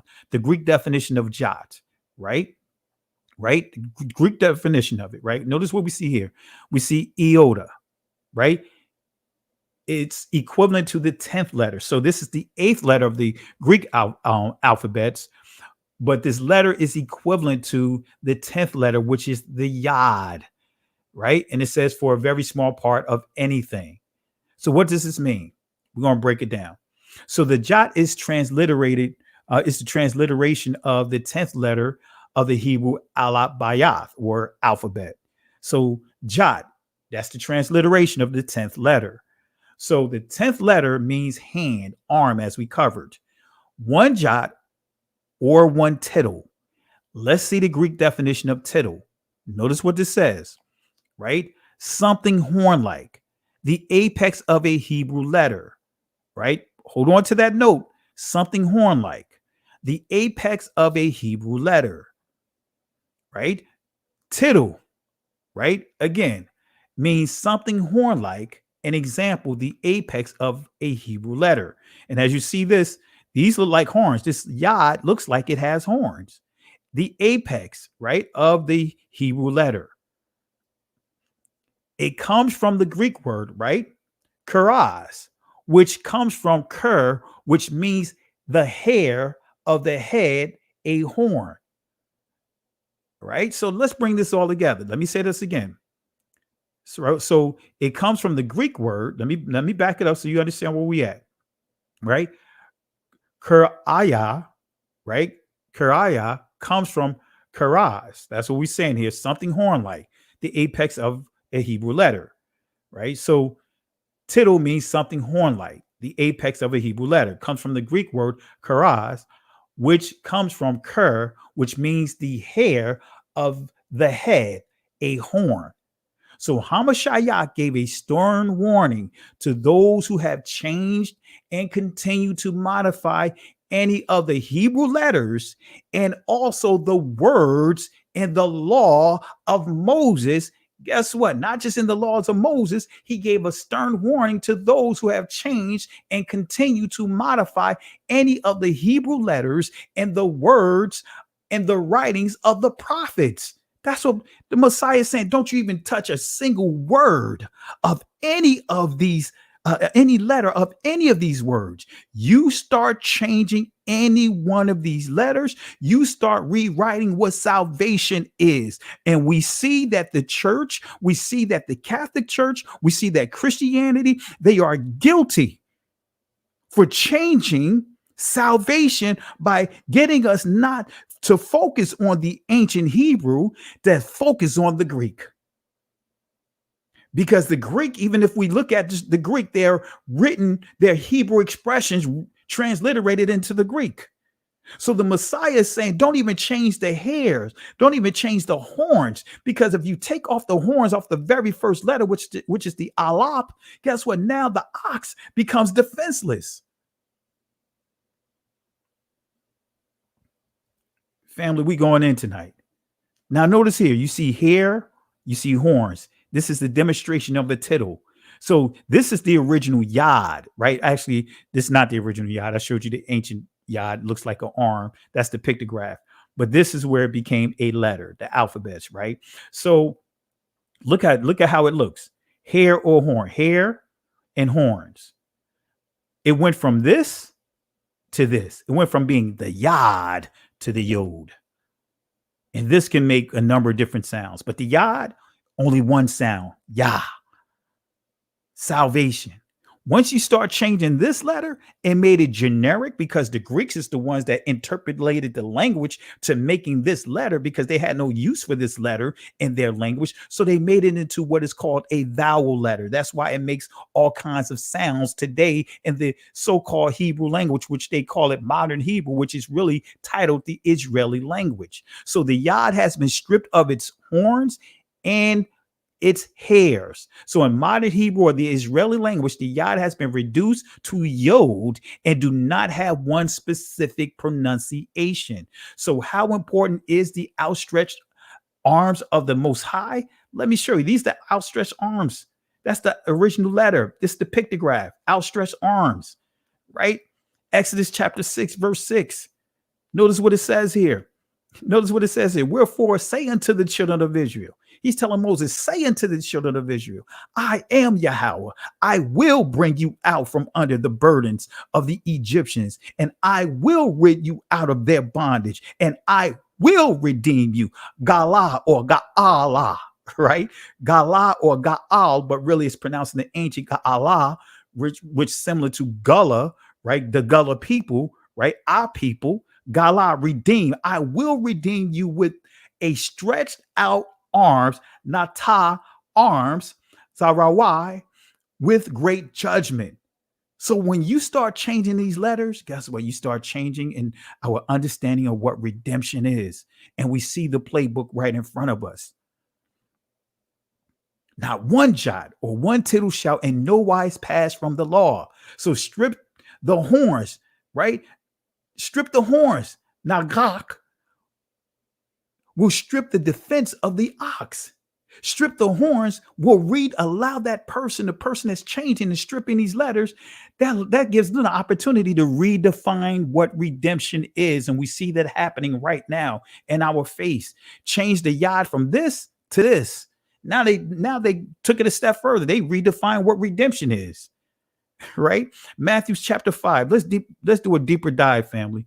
If this if this is helping you guys, just type 1 in the chat if this is really helping you guys. I know I'm giving you a lot of information, but we have to go through this right here.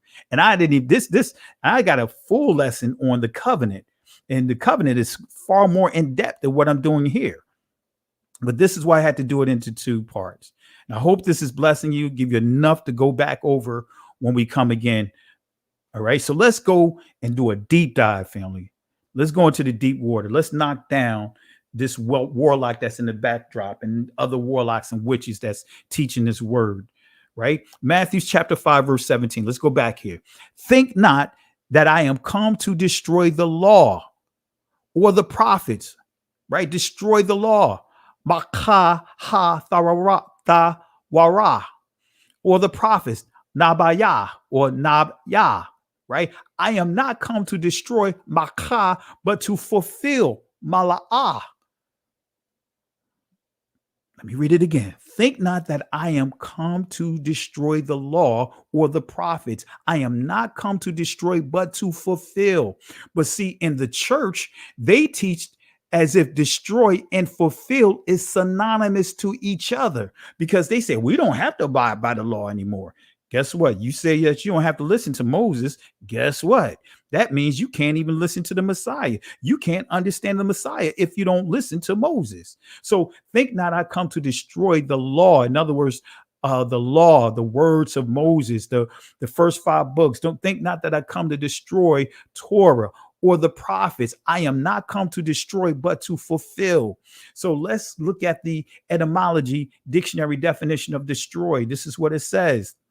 To overthrow, lay waste, ruin, ravage, lay waste, refashion, right?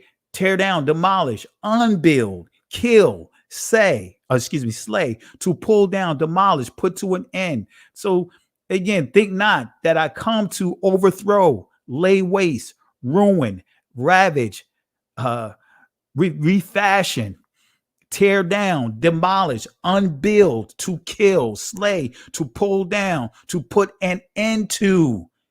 The Messiah said, think not I come to do this to the law and the prophets. Let me say it again. Think not that I come to overthrow, lay waste, ruin, ravage, lay waste, refashion, tear down, demolish, unbuild, to kill, slay, to pull down, demolish, to put an end to the law and the prophets. The Greek definition of destroy, let's see what it means. Right? It says to loosen. Let me go back here. To loosen, katalu or kataluo, rather, means to loosen. He said, don't think I came to give slack to it. Don't think I came to demolish it. Don't think that I come to overthrow it. He says, hey, don't get it twisted. I didn't come to ease up on it. And we're going to see that the Most High intensified. He raised the standards. He didn't decrease it. He didn't say, hey, when I die, then you don't have to deal with this anymore. You don't have to honor it anymore. So in Greek, destroy means to loosen, to demolish, to halt for the night, overthrow. So the Hebrew definition of destroy, it says to erase. Think not that I come to erase, right? Abolish, blot out, put out, wipe away out. So in Hebrew, destroy, makah, means to erase. It means to put out. It means to blot out. How do you use these interchangeably? Let's deal with fulfill here, because this is the word of confusion, right? This is what happened. Make full, completion. See, it's completed. See, they think that completion is synonymous to destroy. That's not what it means from a biblical perspective. In reference to prophecy, right? Notice what it says: do, perform, carry out, consummate, carry into effect, complete, finish, sustatiate, right? Satisfy, gratify. But when they see complete, oh, see, it's complete. See, it's finished. Family, come on now. We can't do that. Greek definition of fulfill. We're gonna bring it all together. Again, satisfy, play role, right? It says here, satisfy, execute, verify, accomplish. All right. Where we going at with this? Expire. Does it mean for expire? Fully preach? We got to go into this, right? To carry into effect, bring to realization, realize. This is now we're getting more of a definitive understanding of what fulfill means. To carry into effect, bring to realization, realize of matters of duty, to perform, execute. Didn't say fulfill means to do away with. It says matter of duties, to perform, execute, fulfill. He executed. That's what it means, execute. But we're not going to stop right there. Notice this in-depth definition, and it's in the backdrop here. It's in the backdrop, and I'll show you guys here. This is the key right here. Entry number 3. To fulfill an example, to cause God's will as made known in the law, right? You cannot say that you know the will of the Most High if you disregard those first 5 books, right? It says to fulfill an example, to cause God's will as made known in the law, Yah's will, that's what I'm going to say here, to be obeyed as it should be. Wait a minute. To fulfill an example, to cause Yah's will as made known in the law to be obeyed as it should be. So the Messiah came and gave us the template on how we are supposed to honor the law, statutes, and commandments the way that it should be, not honoring the commandments, or should I say the traditions of the elders, because the Messiah challenged the Pharisees when the Pharisees came at the Messiah and said, hey, your disciples, you guys are honoring the traditions of the breaking the traditions of the elders when they were dealing with washing the hands. And the Messiah said, you honoring you break the commandments of the law with your tradition of the elders. So the traditions of the elders is making up stuff that's not even in Torah, that's not even in the Tanakh.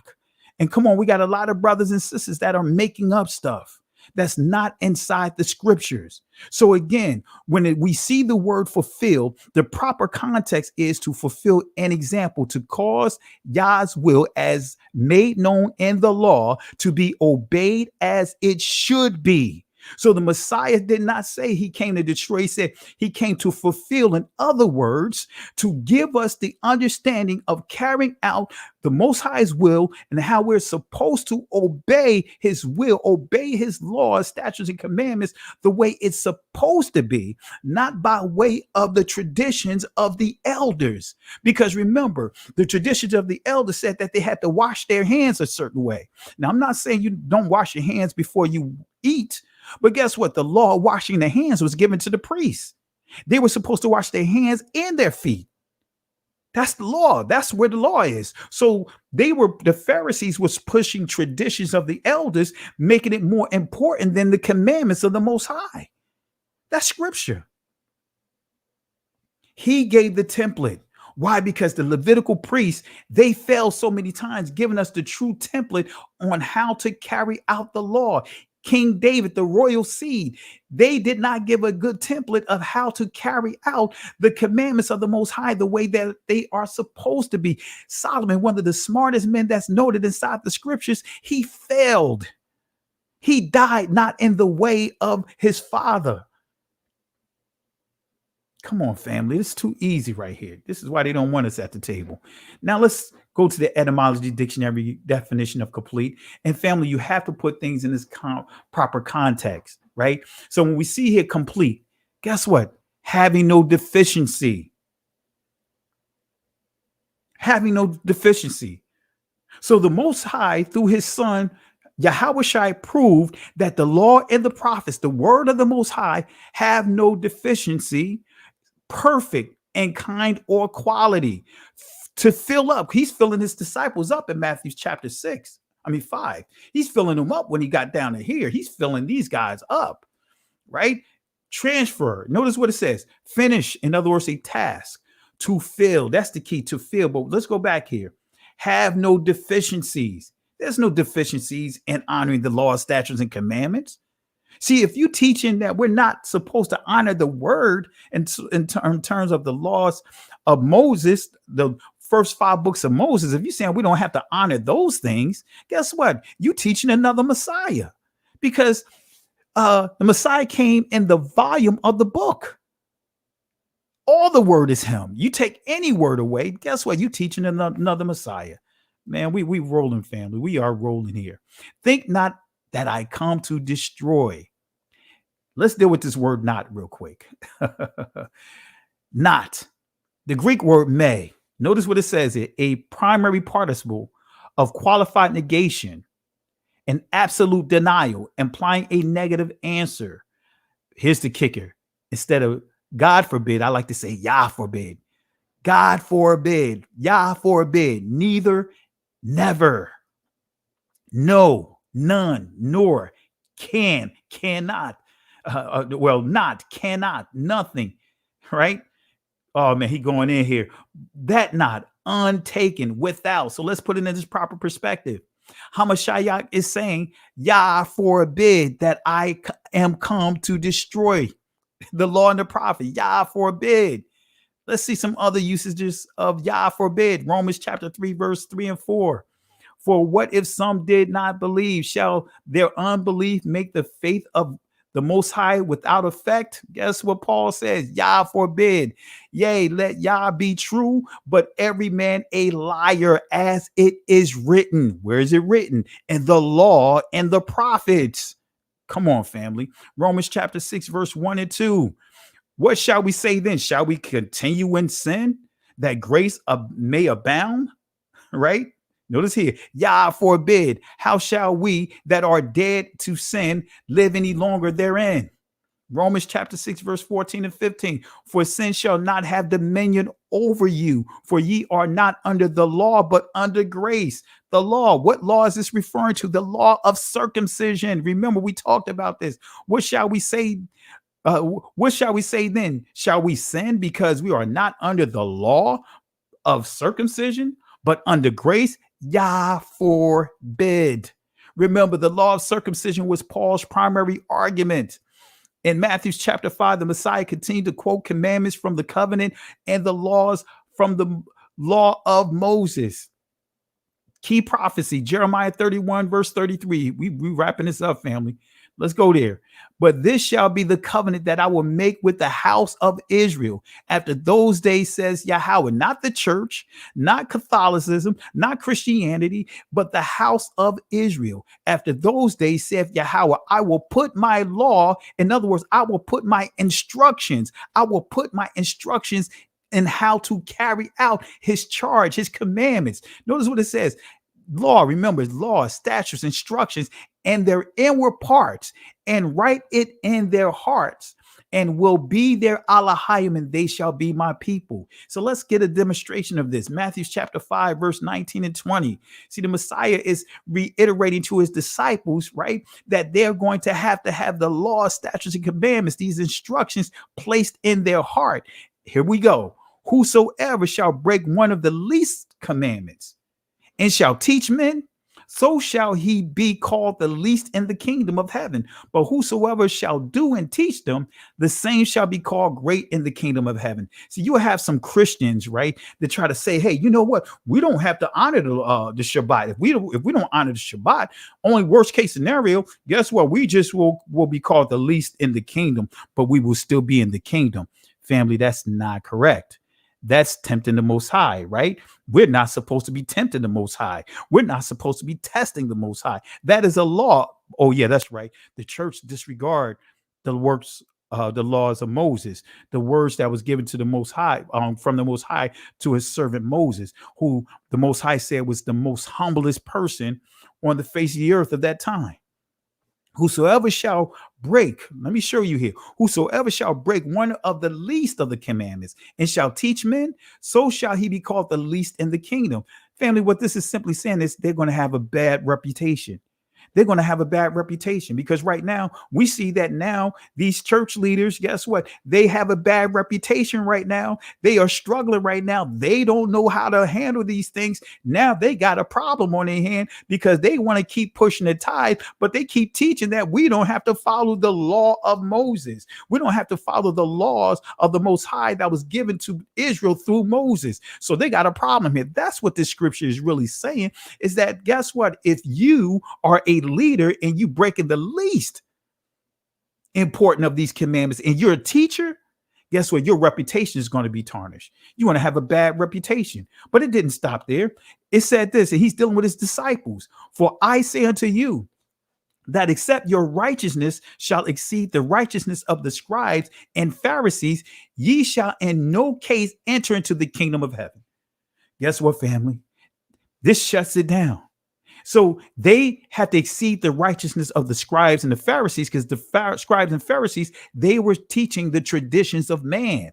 So the Messiah is telling his disciples, guess what? Don't think that you are above the law. You have to honor the law and the prophets. You have to honor these instructions. These instructions, you're going to have to place these things inside your heart. You're going to have to step up the game, disciples. You about to represent the Messiah. You want to represent the followers of the way. Guess what? You're going to have to make sure that your righteousness exceeds the righteousness of the scribes and the Pharisees. Ye shall in no case enter into the kingdom of heaven. So family, this is not saying you break the least of the commandments, you can still enter into heaven. No, this is saying your reputation, your authority, you won't have any authority because people will see that you're a hypocrite. You see how the church is losing its grip, right? You see how they're losing their grip because they are, it's a lot of contradictions going on over there. So let's look at the interlinear Bible for those that that may not understand the Greek. Those that may not understand Hebrew, the interlinear Bible is a great Bible to get, so that way you get word for word transliteration of the text, right? So let's see what it says here. Notice what it says. Who, if ever, then should be loosening one of the directions, one of the precepts. So if there's anyone that's trying to slack, make the commandments become loose and slack, there's issues for that. So who, if ever, then should be loosening, in other words, annulling one of the one of the directions or precepts. In other words, break. What does break mean? Notice what it says here: destroy, loosen, destroy, dissolve, unloosen. Unloose. So to loosen, undo, dissolve, dismiss, break up. See, you're not supposed to even slack. You're not supposed to teach a slackness in the word. Do away with, to deprive of its authority. That's what the church has done. Deprived the Most High's commandments of its authority. Deprived the Most High of its authority. Depriving the Messiah of his authority to declare unlawful. They're declaring the Most High's laws that he wrote to be unlawful. Demolish, destroy. So break. Luo in Greek means to loosen, undo, dissolve, do away with, declare unlawful, deprive, authority. So in the proper context, whosoever therefore shall loosen, undo, dissolve, do away with, declare unlawful, deprive of authority, one of the least commandments. That's what he's saying. Yeah, man, there's penalties for that. Come on, family. Ooh. Notice this here. Woe unto you, scribes and Pharisees, you hypocrites, for ye pay tithe of mint and anise and cumming, and have omitted the weightier matters of the law, judgment, mercy, and faith. These ought ye to have done, and not to leave the other undone. See, the Pharisees and scribes, they were given tithe, but they were given bare minimum. They were given, like many would say, I'm gonna just give mint and ice coming. They wasn't given, their best. They was given just the bare necessities, the bare minimum, because they were leaders in their mind. They didn't have to do it, but they was on the people about their tithe. It was on the people, not just giving fruits and berries and all that stuff. They give money. They was on them about giving money, taking property from people, while the people dishonoring their parents because they're taking that property. We'll deal with that when we deal with the tithe. But notice the Messiah didn't do away with the tithe. We'll deal with that. We got some meat. We got a lot of meat left on the bone. So a leader cannot break a commandment and ask for forgiveness, then go out and break another commandment and ask for forgiveness over and over. That's what the scripture is saying. Come on, family. And that's what we see what these witches and warlocks are doing. They're breaking the commandments and supposedly asking for forgiveness. And then they go back out again, break another set of commandments, and then ask for forgiveness again. They do this process over and over and over again. And our people keep falling for the okie doke. I'm seeing people sitting up here trying to defend,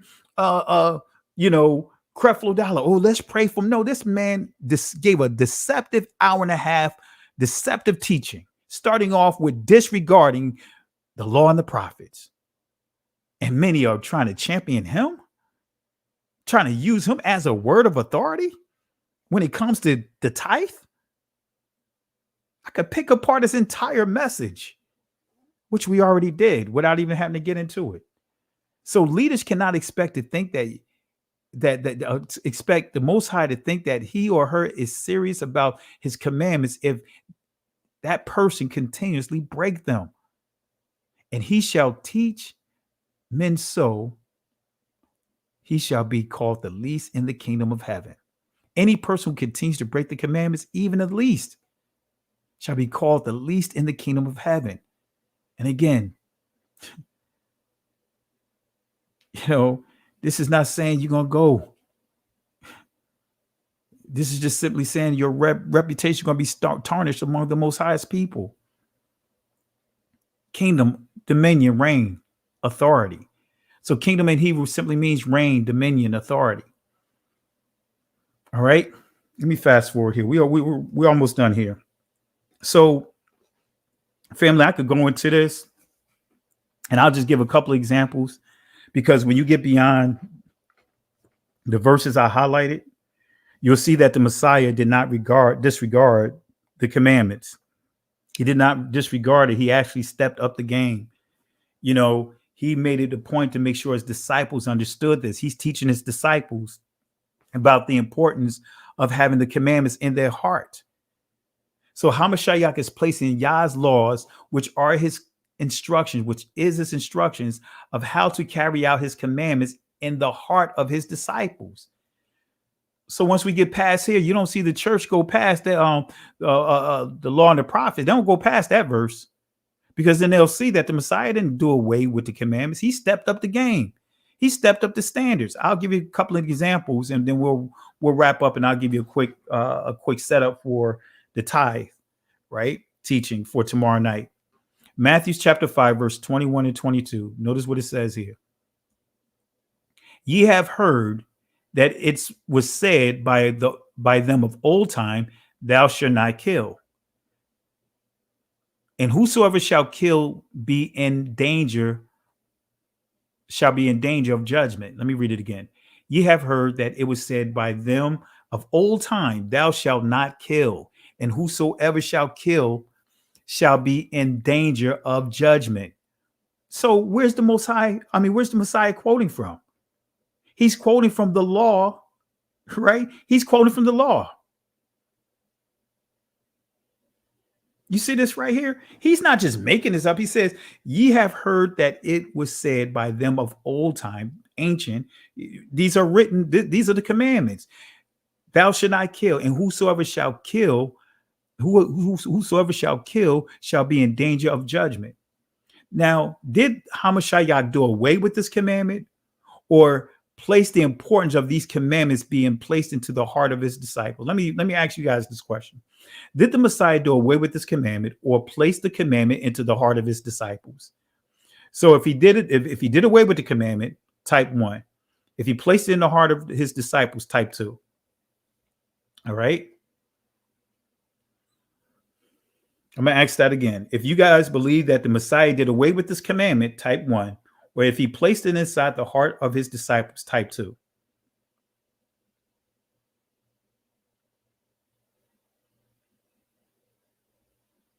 Absolutely. You guys are rolling right here, man. Victor Wheatley, 2. Let me go through some of these here. Give some shout outs to you guys along the way. Victor Wheatley, 2. Yasun, 2. Ani Inyeki, 2. Stacy Pullum, 2. Karima, 2. Monica Dixon, 2. Let's see here. BDT, exhausted. I missed too much of it. Okay. Puchna, 2. Maria, 2. Salt and Light, sister, 2. So we're all in agreement. Salt and Light, sister, 2. Charles West, 2. Peace and blessing, Charles West. Let's see here. Asa Isha, 2. Joy, how you doing, Sister Joy? 2. Mazian, Mazian Israel, 2. L Word, 2. Sheila Jackson, 2. Man, you guys are on fire here. So we all in agreement here. The Messiah did not do away with his word. He did not do away with the commandments. He placed the commandments. He placed the emphasis of the commandments being put inside the hearts, having a circumcised hearts to his disciples. All right. He did not do away with the commandments.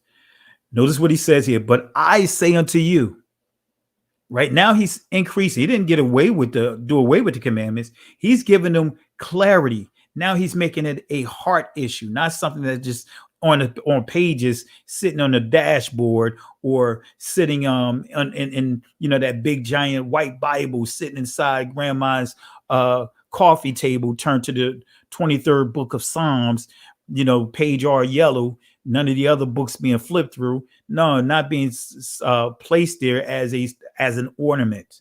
He says, but I say unto you that whosoever is angry with his brother without a cause shall be in danger of judgment. And whosoever shall say to his brother, Rakah, shall be in danger of the council. But whosoever shall say, thou fool, shall be in danger of hellfire. This is dealing with calling your brother effeminate. This is what it's dealing with. Blockhead. I could go deeper with the studies of this, but just to keep it on the surface. So the Messiah is saying, thou shalt not kill. So you can kill a person's reputation by calling them effeminate. See, you notice that a lot of our brothers and sisters, primarily the brothers in this truth, they like to pull the card of, hey, you are emotional when they're dealing with another man. They try to pull that emotional card, right? To try to suggest that a man is being effeminate if they calling them out. See, I had some of them try to pull that card with me, and I shut that nonsense down. Right? Because all of us are dealing with emotions. All of us have a passion on different things. If we want, we could say the Messiah was in his feelings. He was emotional, right? In his emotions when he tipped over the tables and beat the money changers. See, this is where we have to knock all this craziness down, family. We have to knock all this craziness down. When you hear brothers and sisters saying, oh, he's emotional, knock that stuff down. Don't endorse that stuff, because they are doing what the Messiah said right here. You're trying to destroy someone's character by suggesting that they're effeminate. We good for doing that nowadays, right? Matthew 5, chapter 27 through 29. We'll do a couple more. Ye have heard that it was said by them of old time, thou shalt not commit adultery. The Messiah is going into where? The law, the books of first 5 books of law, the law of Moses, the law of the Most High. He's going in there. He's bringing this to their attention. These are the commandments right here. Ye have heard that it was said by them of old time, thou shalt not commit adultery. Did Hamashiach do away with this commandment, or place the commandment in the heart of his disciples? We got the answer right here. Notice what it says here. But I say unto you, that whosoever looketh on a woman to lust after her hath committed adultery with her already in his heart. So he's saying, hey, commit adultery is not just you going out there and committing a physical act. It's just even you entertaining the thought of it. Come on, family. See, in this chapter, when you're dealing with these witches and warlocks, they try to say, see, in this chapter, they didn't bring up the Shabbat. Guess what? They didn't bring up idol worshiping. They didn't bring up thou shalt have no other Elohim before me. They didn't bring, the Messiah didn't have to go to these things. Why? Because they already knew this stuff. These are some of the main problems that they were dealing with: adultery, bashing and defaming, slandering another brother or sister. That's what those were the issues that they were dealing with. They didn't have to struggle with understanding the Shabbat. They all knew these things, because they'll get killed if they'll be put to death if they disregarded the Most High, as far as his loving him and not having no other Elohims before him. He didn't have to reiterate the Shabbat, because they were already honoring the Shabbat. But he is going and touching on some key things that's in Torah. He's dealing with adultery right here. We have a lot of problems with adultery today, right? Verse 31 and 32. It has been said, whosoever shall put away his wife, let him give her a writing of divorcement. Guess what? Where's the Messiah quoting from?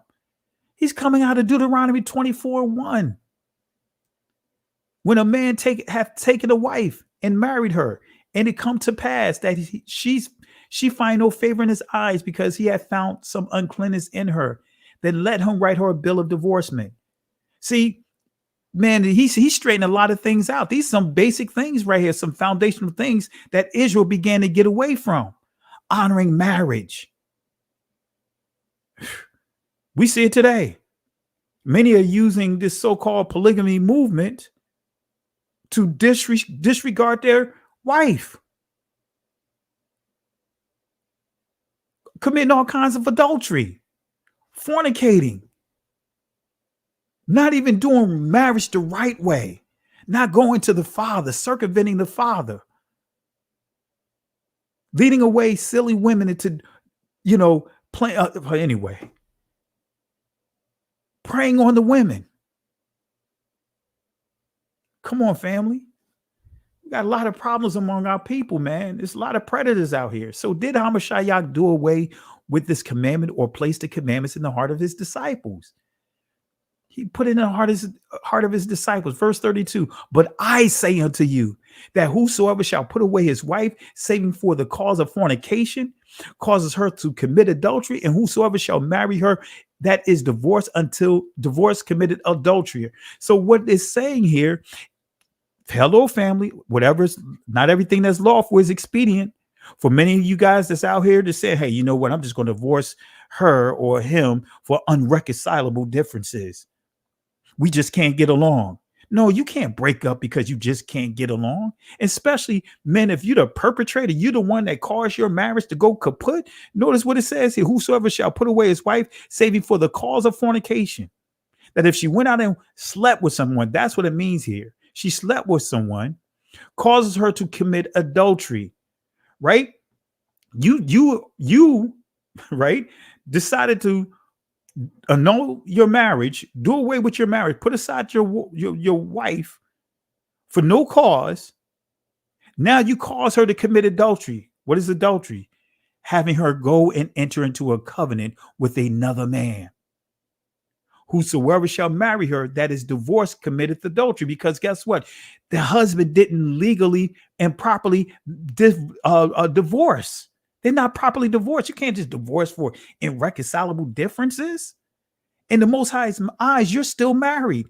And guess what? You kick someone to the curb because you just can't get along, or you just got to have your space. Guess what? Now, guess what? You are causing your spouse to commit adultery.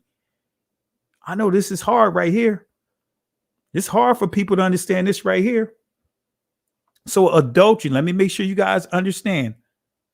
Adultery is entering into another covenant. That means that two people are married and they just decide that, let's just say the husband cheats.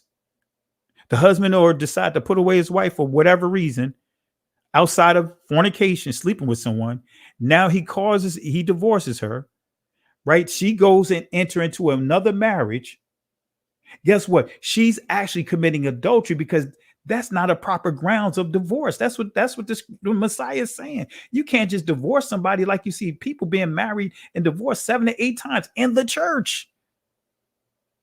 I'm not even dealing with the world. In the church, you got people that have been married multiple times that are leading assemblies. Pastors cheating on their wife and then marry someone else. Man, let me leave that alone, man. That's one of the things, man, when I have speaking engagements, man, that's one of the things that the pastors lay out. Hey, if you come, I want you to come in, but can you not preach on marriage, and can you not preach on homosexuality? You'll be surprised, family. Many pastors don't want you to teach the truth about marriage and homosexuality. They lay out certain things that they don't want you to touch on, because guess what? Many of those guys are indulging in that stuff, that perversion. Verse 33 and verse 34. Let's give one more example. We're going to wrap it up. And again, ye have heard that it hath been said by them of old time, thou shalt not swear thyself, but shalt perform unto the Lord thine oaths. Right? Notice what it says. The Messiah is making it clear. But I say unto you, swear not at all, neither by heaven, for it is Yahweh's throne. So guess what? All that I swear to God. No, you're not supposed to do that. You're not supposed to swear on your mother. You're not supposed to swear on your pops. You're not supposed to swear on your children. You're not supposed to swear like that. No, just tell the truth. If your truth is the truth, then let the Most High bear witness of it. All right. Last point I want to make, because I could go right down the list on here. All right. Let me go to one here. Let me go here. This is one that's taken out of context so much. Ye have heard that it hath been said, thou shalt love thy neighbor, Ra'ah, and hate thine enemy, Ayab. Now I'm going to give you the proper clarity of this text. This is one of the verses that is not taught correctly. This is one of those verses many will use thinking that enemy in this text, I don't like that word enemy, is synonymous to your oppressors. Because many of our brothers and sisters will use this to say, hey, you still love that rapist. You still love that murderer. You still love the people that is oppressing you. You love that person that killed your son. No, that's not what this is saying here. Let's give proper clarity of this text, and then we'll wrap up this here, and we'll continue tomorrow, because this pretty much I'm done with this. This is just a little overkill, right? But I say unto you, love your enemies, bless them that curse you, do good to them that hate you, and pray for them which despitefully use you and persecute you, So let's put this in this proper perspective. Is the Most High dealing with the Romans? Is he dealing with the Greeks? And I'm going to tell you, not at all. Israel was in captivity during this time to the Romans. He's not dealing with the Romans. Who is he dealing with? Let me show you. Let me show you. He put these commandments right in the heart of his disciples. What did the Hebrew Israelite Messiah mean when he commanded his disciples to love their enemies? Exodus chapter 23, verse 4 and 5. Let me give you proper clarity. If thou meet thine enemy's ox or his donkey going astray, thou shalt surely bring it back to him again. If thou see the donkey of him that hateth thee lying under his burden, and wouldest forbear to help him, thou shalt surely help with him. But I want to go back here. If thou shalt meet thy enemy's ox, let me put this real in proper perspective. Ayab. Let's see what ayab means. Let's see what this word means that's transliterated to enemy. Notice what it says here. This is the key right here. Hate, to hate as one as an opposite tribal party. So in this text, when it says love your enemy, it simply means love those that are in the opposite tribe of you. Because remember, there's 12 tribes, family.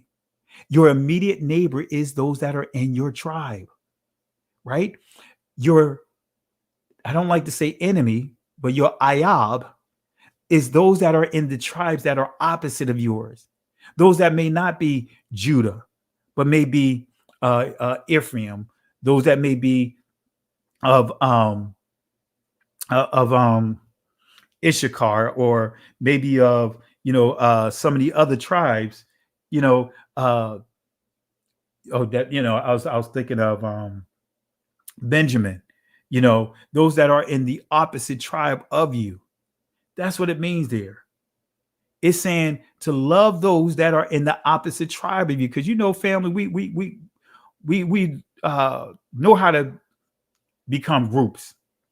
We know how to separate and isolate ourselves. I'm from up north. I'm from the New York, New Jersey area. And guess what? When I was in college, we all kept in groups. We hung out together. My relatives down south, we kind of treated them like they was like from another planet, and vice versa when we would go down there. Sometimes we had to be reminded by our grandmother, our elders, that we're still family, regardless of if we're living in the same city or they from down south and we're from up north. That's all the scripture is saying. Whether you live up the hill and your family live down the hill, they're still your family. They're still your family. Your immediate tribe and those that are in the opposite tribe of you. That's what this is saying. That's all it's saying. So Hamashiach, he closed with the stern words to his disciples, reminding them of a key law. He closed with these stern words: be ye therefore perfect, even as your Father in heaven is perfect. In other words, Thamayam or Tamim, it means having integrity. Be ye therefore perfect. This is what the church has been creating problems by telling the people nobody's perfect. No, we all are supposed to be perfect. I'm perfect. You perfect. What does that mean from a biblical perspective? Having integrity. You cannot say you're not perfect and call yourself having a relationship with the Most High. You're supposed to have integrity. Even in your quiet place, have integrity.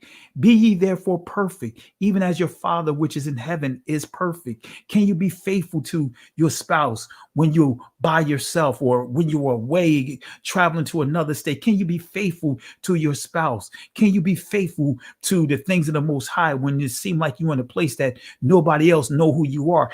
That's integrity. While you in that truck on that road, or if you fly to different, can you be perfect? Can you have integrity and be faithful? Can you read your word? Can you pray when nobody see you? Be ye therefore perfect, have integrity, thamayam. or tamim. Tamim. Even as your Father which is in heaven is perfect. Deuteronomy 18, verse 31. Here's the law of perfection. Thou shalt be perfect with Yahweh Elohim. Family, there you have it. We can stop right here. Whoa. You guys had me go overtime on this one. We're going to have to break this up into two.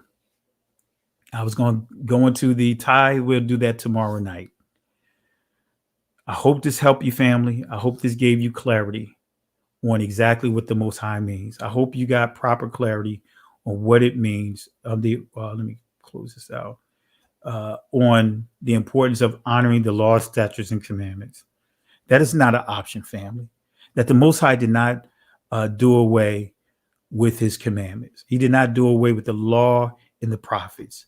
He did not do away with what now is being called the Old Testament. Paul did not teach doing away with it. He did not teach that. When we get to the letter to the Hebrews, not to the Gentiles, not to those that are not blood descendants of Israel. In his letter to the Hebrews, he's making it clear he's dealing with the law of sacrifice. That's what he's dealing with. He's not dissolving the commandments.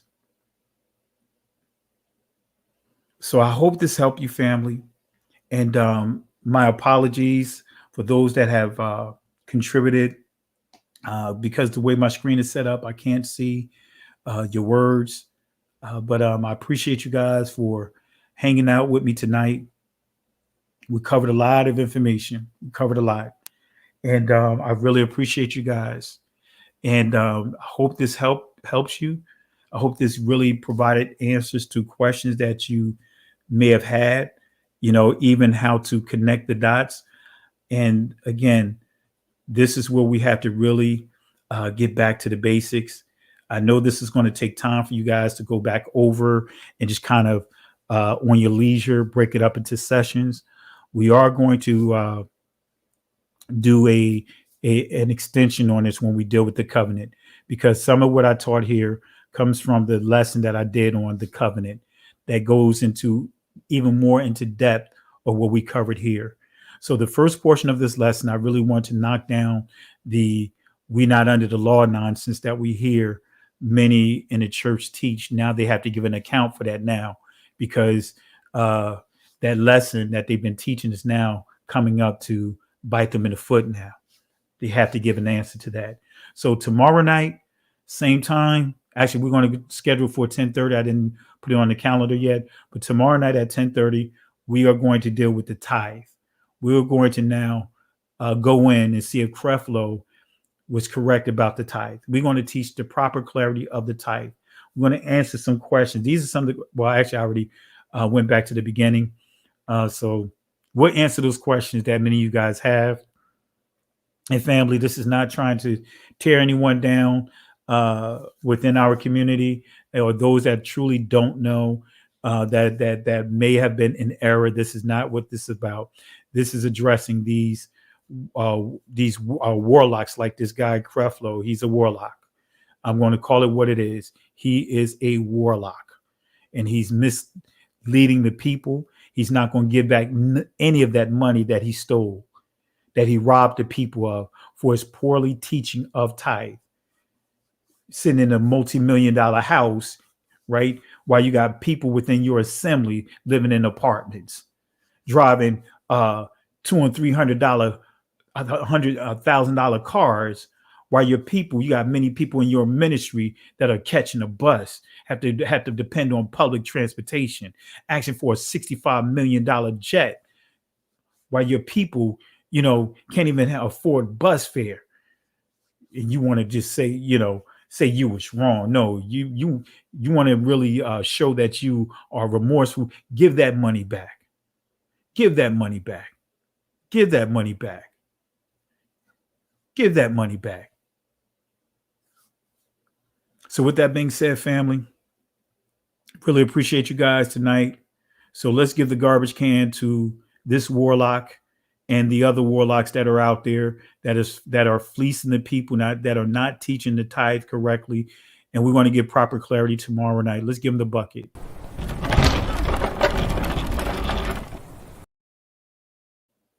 Let's give her 3-piece.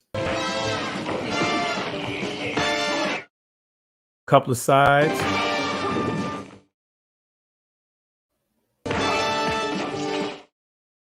And let's give them their order to go.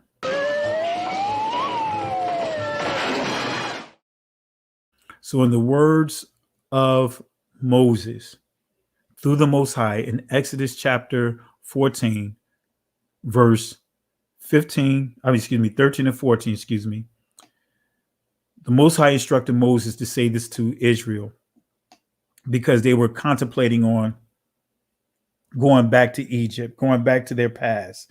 And I know many of you guys, because of all the stuff you see today, that's happening around us, are contemplating going back to your Egypt, going back to certain strongholds. But I want to say this: use Exodus 14, verse 13 and 14, Exodus chapter 14, verse 13 and 14 as your word of encouragement.